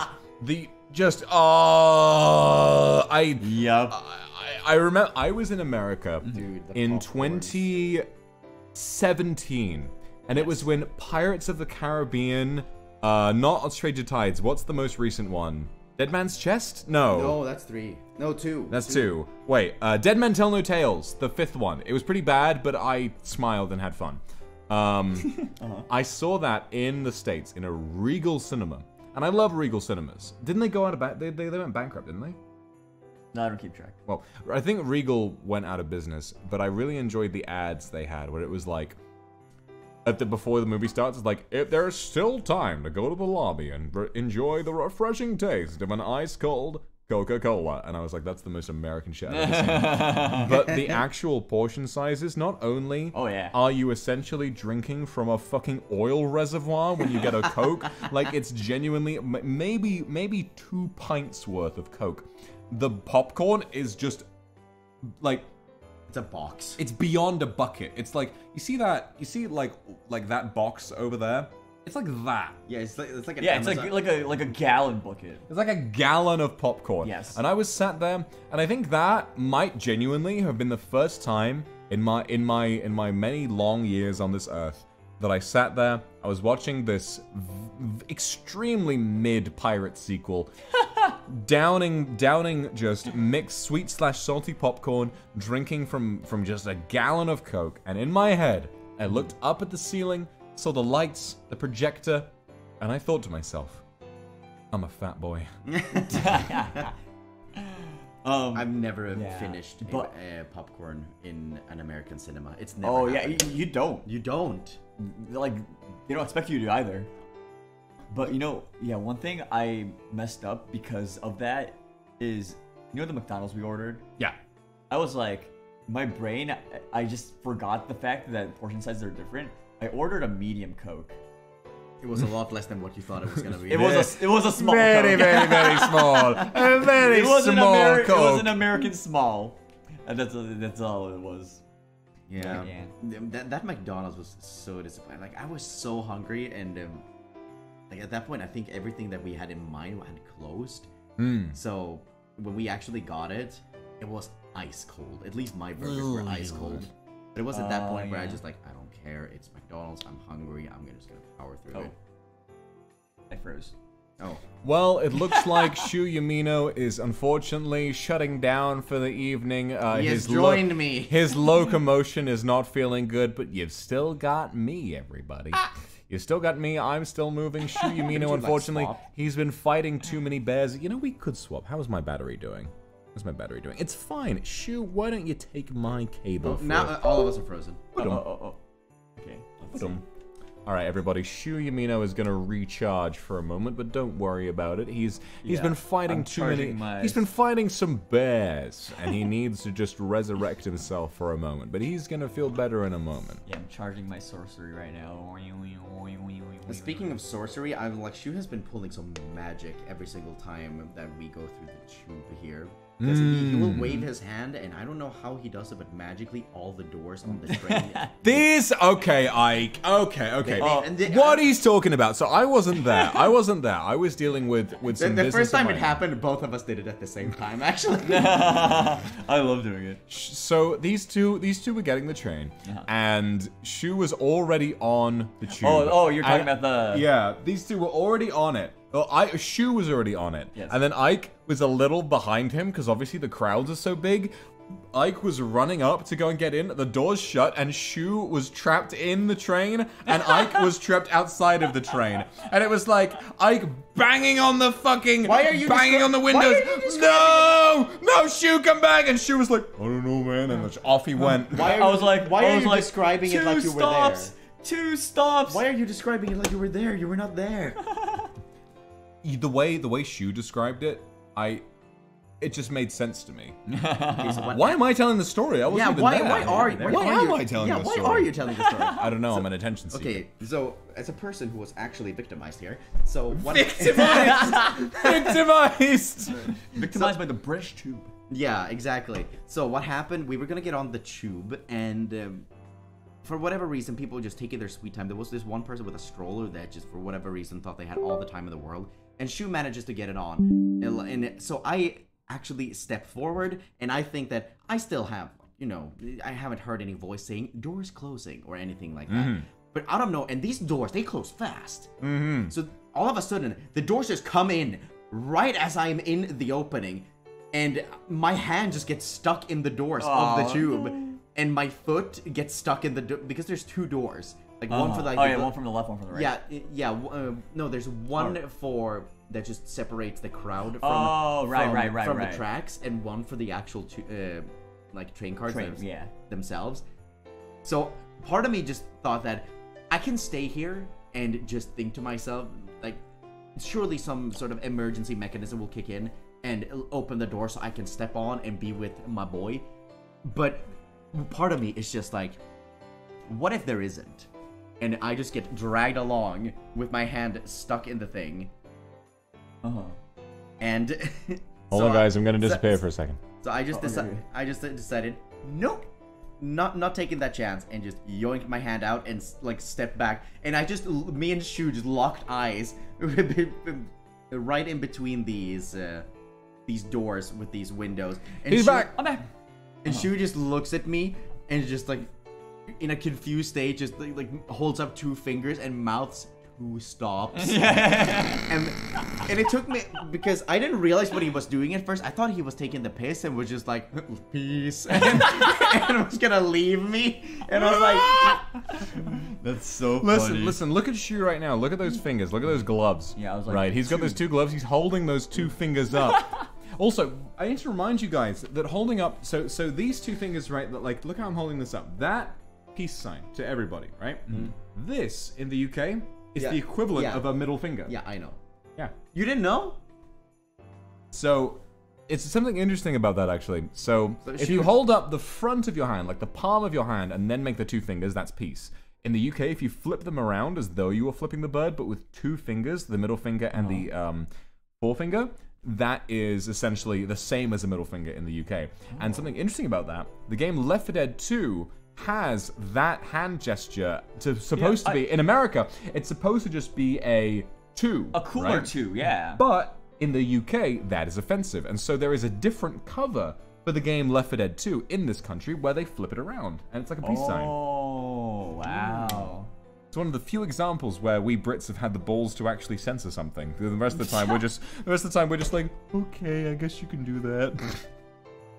Oh, good thing I didn't do it that way when I went to the... You might have pissed off some random guy on the tube and be like, oh mate, you come Smith, come Birmingham, we're gonna break your fucking legs. I go in the train, I leave my friend behind, and I'm flipping them off inside the train. They're just like, sucker! Yeah, right, like, whoa. That's like the most toxic and then I just log on to Discord to see what Shu is writing, and he's just writing in a group chat in all caps, I can miss the train. And they're just laughing at me, and I just wrote, I'm so angry. Like I was shaking, I was typing, I was so pissed. I remember I checked our group chat, I saw that and I was like, oh. I didn't realize how that could have happened, but it turns out it's like, because on that line it gets so busy that you, like, it just sort of, yeah, it makes sense that one of you might have just been slightly behind the other. Suddenly the door's shut. And they're so fast, and Didn't there's you no say warning. the doors literally just closed on you and you were like, I was literally going... I don't want to lose an arm. Yeah, I was literally going through them when they closed on me. Like, I was yeah. You were like... You can definitely open them. Like, if they close on you, you can just be like, and just start. I tried to mimic opening the door, and then I accidentally just, like, smacked Shu on the shoulder. But you can, like, open them, but also it is scary because it's like, it's not like an automatic door where if you stand near them, they'll automatically open, or like an elevator door where if you touch them, they'll sense you and immediately open. The underground doors try to shut on you. They won't kill you, but they will try to close as hard as they can. And they gotta keep on that's what schedule. made me second guess myself, because I thought I could treat them like elevator doors. When that didn't work, I said, nope. Yeah. All right, listen. This man is a novelist, and he needs those hands to write with, so he's not risking it. I can always use just voice to text. I guess. There's many times where I'm just so lazy that I don't even want to type or swipe when texting, so I just click the little microphone and I just talk in my message. Honestly, it's pretty efficient. Yeah, it's pretty good. It rarely gets anything wrong. Okay, Google. Ike Eveland, Rule 34. Okay, it fucked up. It said IKEA Island. Arguably correct. It fucked up and it said IKEA Island. That could be an MMO. IKEA Island. IKEA Island. You move on in life, and it's like, okay, I'm done with RuneScape, done with World of Warcraft, done with Final Fantasy 14. It's time for IKEA Island. Any of you guys play? Any of you guys play Lego Universe when that was a game back in 2010, I 2011? played Lego Island 2 and Lego Racer on PC. You played fucking Lego Racers? Yeah! So did I! Dude, I played that game so much, and I loved doing the boost where like the back of your car just scrapes into the ground, leaves a Yeah, trail of and the way. fire. Okay, I played Lego Racers 2, which was like the CD-ROM game, and you had CD-ROM. right. It was a CD game, and it was the one where you have like. You go to all these different worlds, like you start on the regular island, and then you go to the jungle, and then you go to Mars, and then you go to the Arctic, and then you go to like the space arena. It's like, and you get to build your own shit, and the music in that game is insane. That was a banger game. I'm surprised not more people don't know about that. I remember talking about that in my Mario Kart stream. Like, guys, anyone who's based, they've played Lego Racers 2 on Windows XP. MXP, it was... Oh yeah, Space Pinball. Space Cadet Pinball. Dude, Space Pinball was so good. I remember reading, like, there's something about that where it was like... There was something about the Space Pinball thing where I had this idea that if you got a high enough score, it would unlock another game. Like, if you got a high enough score, the actual space game would begin. You just need to unlock it with the pinball section. There was something like, score this much out of this much. And I was like, oh, that must mean there's something else beyond it. That's something I miss. Playground rumors about video games. Yeah! Yo, people just look up at the source code. Yeah, like and then Mew we're like- underneath the truck in the original Pokemon So, games. And stuff like that. Ike, you and I, we've both played Mario 64 DS. No I have more too. playground secrets existed for any game than that game. Waluigi being unlocked in that game. But have you forgotten about L is real? Like in the original as well. It's amazing about it because Luigi was the big myth for the original Mario 64, and then for Mario 64 DS, it evolved to become Waluigi. Because people are never happy. They're never happy. I think. You know, the funny thing is, if you actually look up the source code, there was like an intentional like 2-player in the works, but they scratched it because they couldn't release it in time. Yeah, they wanted it to be a launch title, didn't they? The thing about Mario 64, I don't know what it is, but it feels like a game that is conducive to secrets, and it feels like a game that hides things from you deliberately. What do you think the most secret, like, mythologically ridden game has been? Oh god, that's a good question. I mean, in I my know life, Mortal Kombat was pretty up there because they Especially- actually had ridiculous secrets. Mm. Do you know the original process for unlocking Reptile? It is convoluted as heck. what is the original process for unlocking Reptile? Let me look it up. It is Oh stupid. gosh. Let me see. Wait, you know, there's like actually like a secret in like I think it was Donkey Kong Country, like Tropical Freeze, that you Oh, I can see love like that like a Metroid. Oh yeah, when you Inside have to of like it. turn around. Yeah, you go like far, and then after you go pretty far, you make a complete 180 and damage boost yourself back to the start, and then there's a Metroid. Okay, so here, what you have to do to fight Reptile, the player must get a double flawless victory in single player mode on the pit stage and finish the match off with a fatality, all without blocking. There must also be a silhouette flying past the moon, which will occur every 50 matches. Every 50? And this was advertised pretty much nowhere. There was like one hint about it. And people somehow figured this out. Even fatalities weren't advertised. People just kind of figured that out. And it was sort of like a myth. Like, oh, I get one of the characters to rip out the heart of another one. And they're like, no, that's not in the game. You're making it up. Until they actually see it. I love that, but I also love how some games are kind of keeping that sort of thing alive. So, do you guys know about Archdragon Peak in Dark Souls 3? I know nothing about FromSoft games. So, well, to be you- that's a lie. I know nothing about the Soulsborne. So you would love Because you know about Armored Core. You know the new Armored Core coming out. I know. Right? When I saw that people tweeted about Armored Core, I was like, there's no way. There's no way. I went to the Game Awards and I saw it, and were any of you on call when that happened? I was not on call, no, but I saw the Game Awards and like the announcements were so goated, like the entire night. There was so much good shit getting announced. I know that Maria was in call because she started laughing when I freaked out so much that I yanked out my headphones. But what I'm trying to say is, FromSoft are great because what they will do is that they embrace that idea that sometimes games should have a secret that you wouldn't find unless someone told you about it. And so in Dark Souls 3, there is the hidden end game, super difficult zone with the hardest boss in the game. It's called Archdragon Peak, and I'm going to tell you the process for getting it.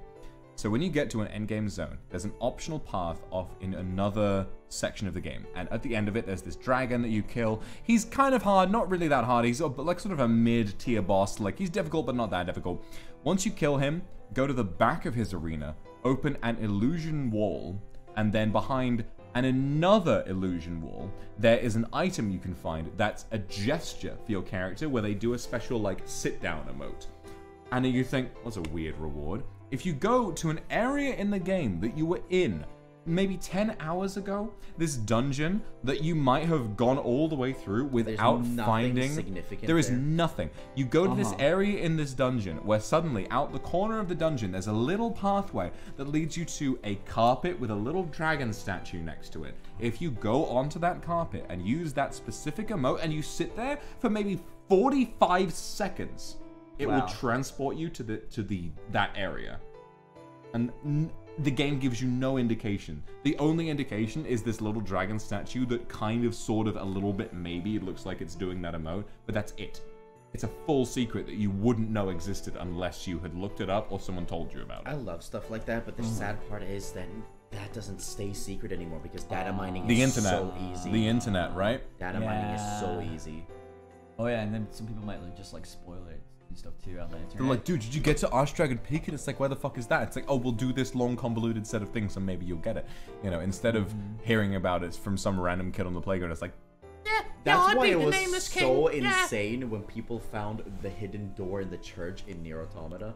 I've heard about that, yeah. Wasn't that like fake in the end? Like it was modded? It was modded, but everybody believed it because at the time, map editing tools didn't exist. But these guys that were behind it, they figured out how to do it, and this was their way of announcing it. Which is kind of brilliant. Wow. That's beautiful. That is beautiful.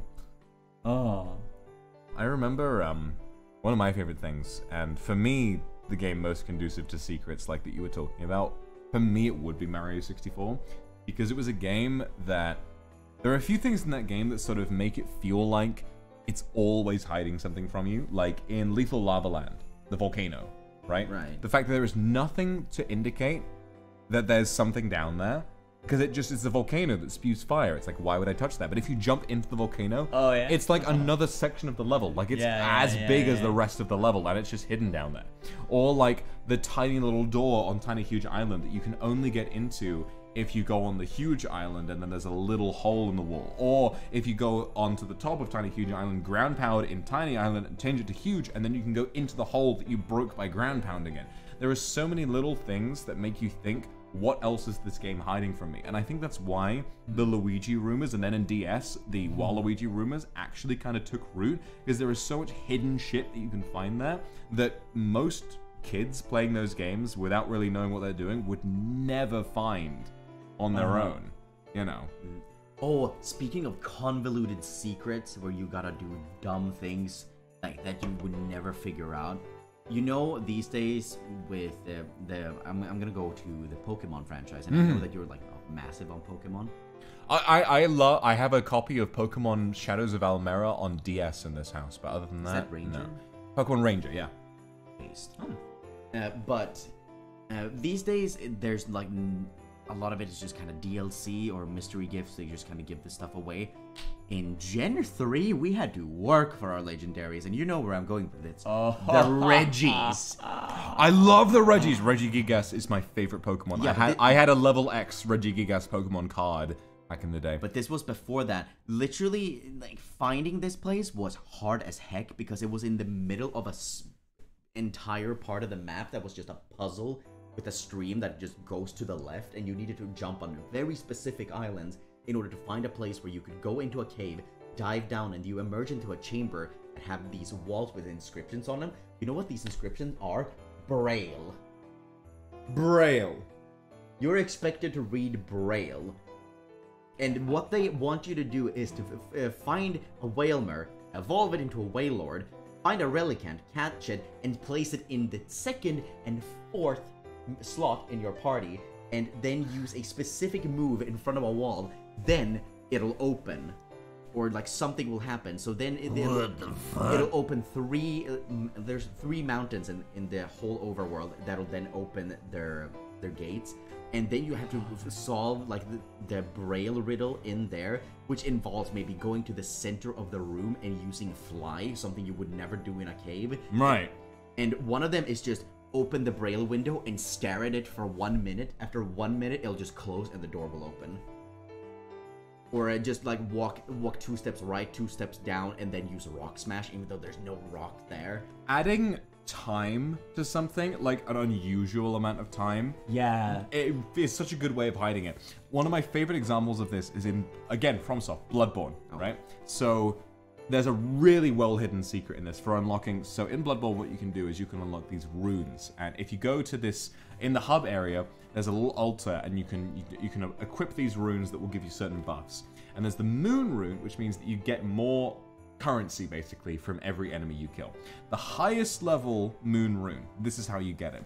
In one of the final areas of the game, it takes place within a nightmare, and you go right to the end of it. You sort of sneak through a random little corner, drop through the floor with like these hidden holes in the floor in various different locations, go up to this place and pull a lever.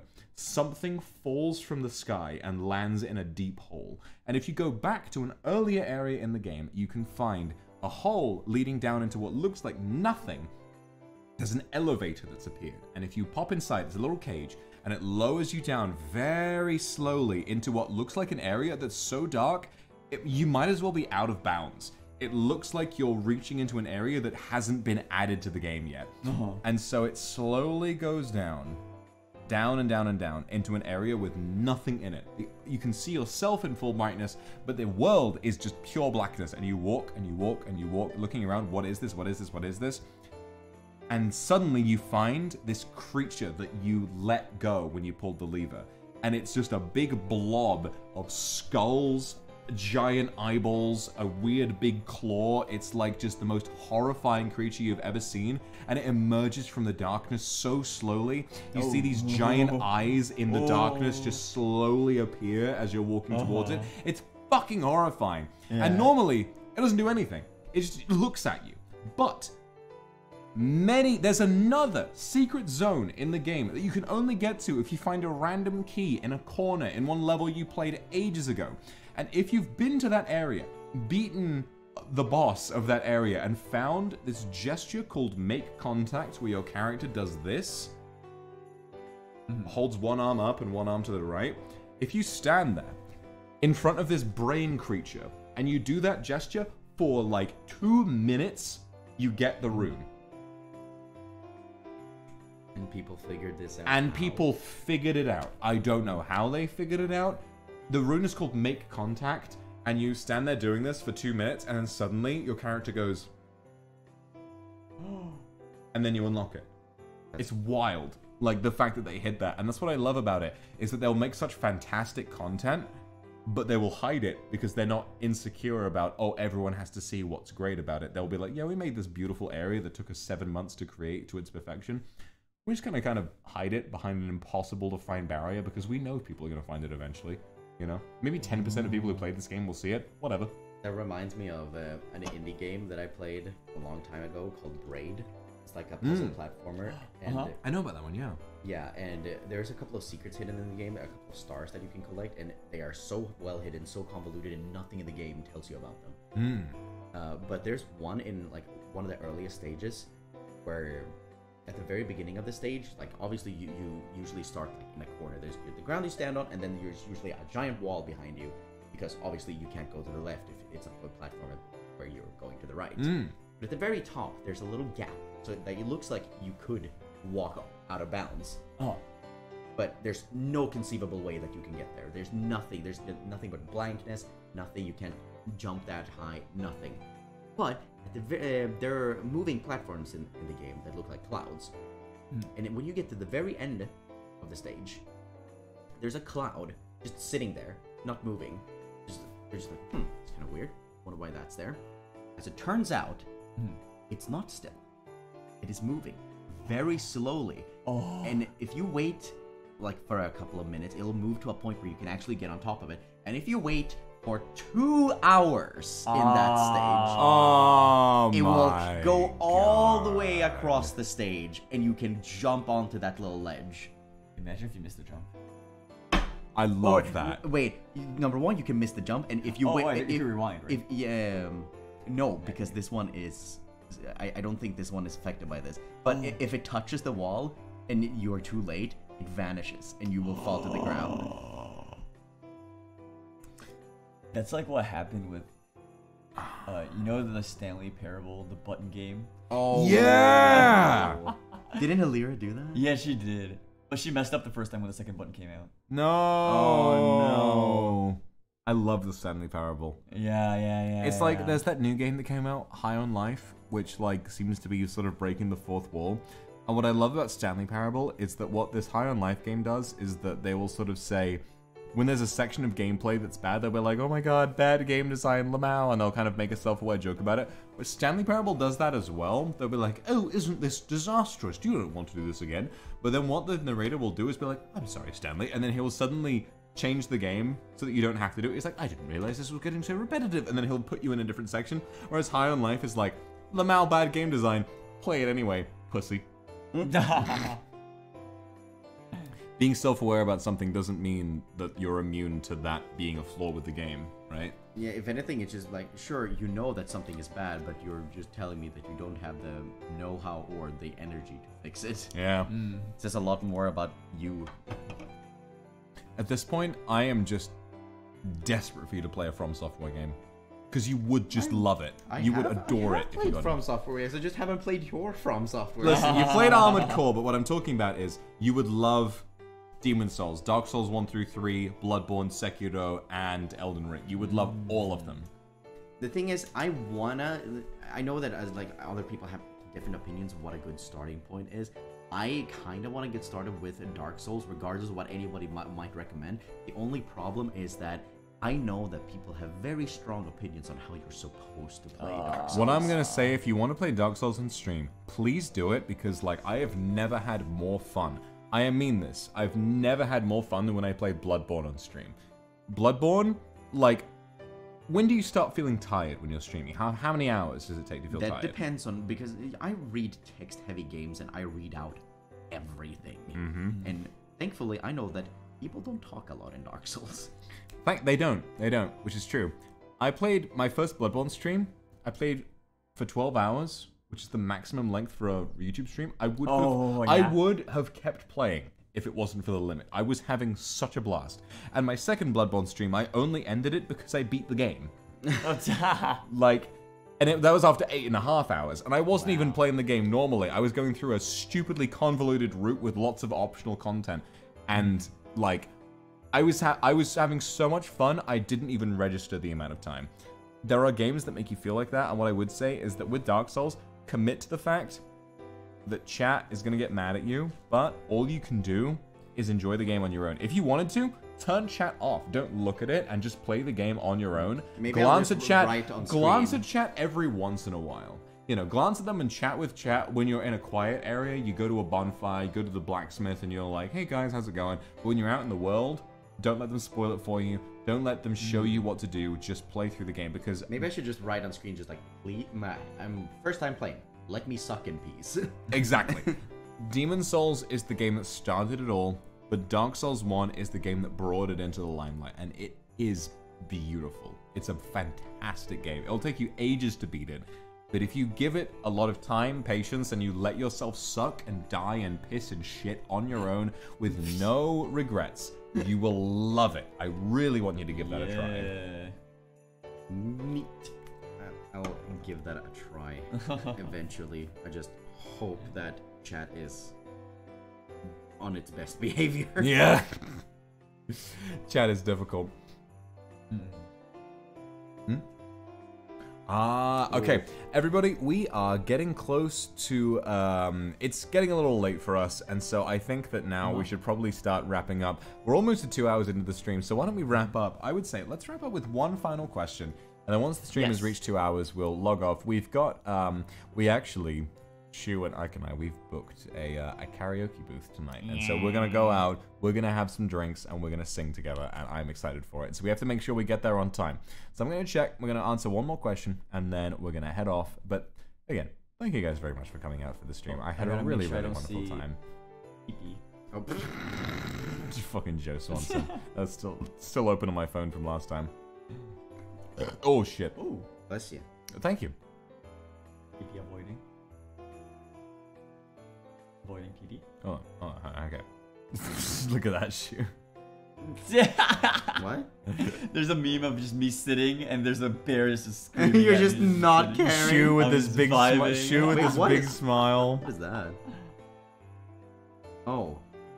Is that Daisy? That's Daisy, and that's me being like, oh, he wonder he where asked the- for no pickles, and I'm like, I love that art style. Where's the original? She's very cute, isn't she? Daisy in short shorts is my religion. What?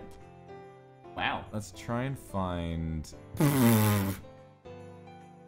Oh, is the Why are there nothing but bear memes? There are lots of bears in the hashtag. This is He's so just funny. walking past. He's just chilling.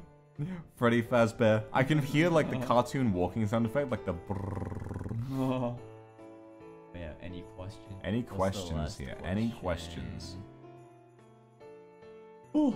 Well, regardless, what is the worst British, what is the worst thing about the UK that you've experienced having come here? Some people are just so unhinged. Do you remember the Uber driver I told you about? Wait, remind me what he did? Okay, so I got an Uber to get from one point to another, and the dude was... Sometimes you get chatty Uber drivers, and I don't really mind. So this guy was chatty, and he was exceedingly British with the way that he spoke. Like, I lost count of how many times he said "in it," but he started talking about. I don't know how we ended up here. We started talking about science, and he said I'm such a big fan of science, and it's amazing that the things that humanity has achieved through science, and then he started talking about space travel and whatnot, and then he just said that, like you know how the sky is blue, yeah? That's because of the moon, man. It's even when we don't see the moon, the sun is still shining on the moon, and that is like reflecting off, and that's what makes the sky blue.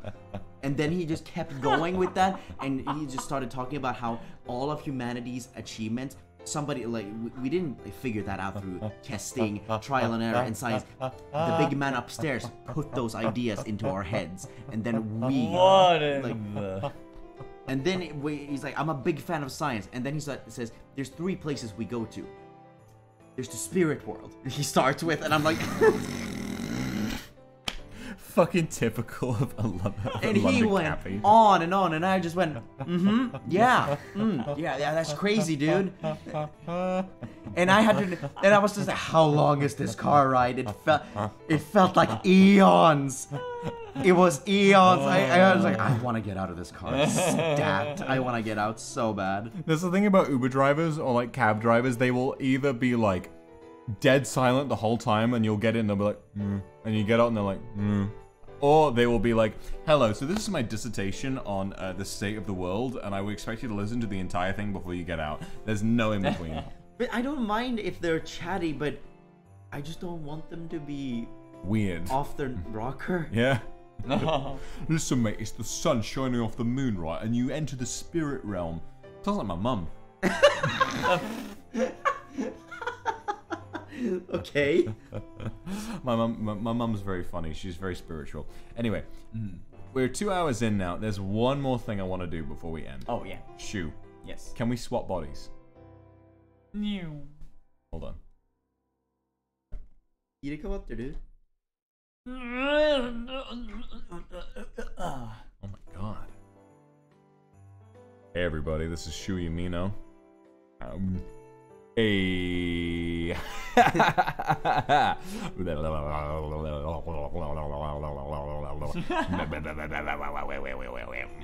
actually have not heard Shu say A a single time since he got here. Really? I have been saying it. When? I mean, Vox Akuma here. I like how Shu is just not saying anything. What's something Vox Akuma would say? Well, most of the things that he says, you don't want to say. It's so much easier for you to frown. You're like,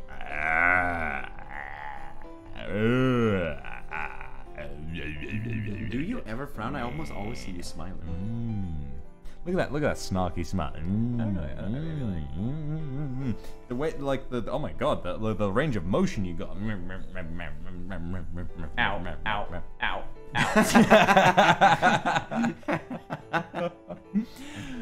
Bonk. I'm sorry about the fire. I'm not used to this constant swirling flame around my head. The sound of my hair burning right now. Oh my god. I feel this kinship in your body, Shu. This feels so unique and interesting. This feels so neat. What the hell is this? Oh my god. Hey everybody, my name is Shu Yamino. First my hair is shaved, and now it's burning. Can you do the rock eyebrow? Can you go like... Oh, Kind of. try smiling. Yeah. I think my body's really prone to just having a smug. This is so fun. I don't know why, This but is so funny. I just remembered that it was a thing at one point that Nicolas Cage was going to be Superman. It was, wasn't it? Nicolas Cage was going to be Superman. I forget I'm Shu now. Look at that. Look at that. Oh, that's so cool. Okay, I think we need to get going now. Alright, we gotta get going. Sorcery. Wait, Shu, don't do that again. Don't swap bodies with me. I like my body. Alright, everybody. That's going to be all from us tonight. We're going to go out. We are going to go sing some karaoke. Thank you very much for being with us tonight. I had a wonderful time reconnecting with you all. We may do a little bit more. I know that Shu, you wanted to maybe play some Smash offline with me tomorrow. We're probably going to do that at some point tomorrow. Lovely. But other than that, we're just going to go and relax. This trip is mainly, it's not really about content. We've just been hanging out, trying to relax at the end of like a pretty weird and interesting time right before our anniversary. So it's been very interesting, and I hope that all of you have a wonderful Christmas, a happy new year, and that you take good care of the ones that you care about. So thanks for being here with me, everyone. I love you all very much, and that's all from us. Everybody say goodbye. Bye. Bye.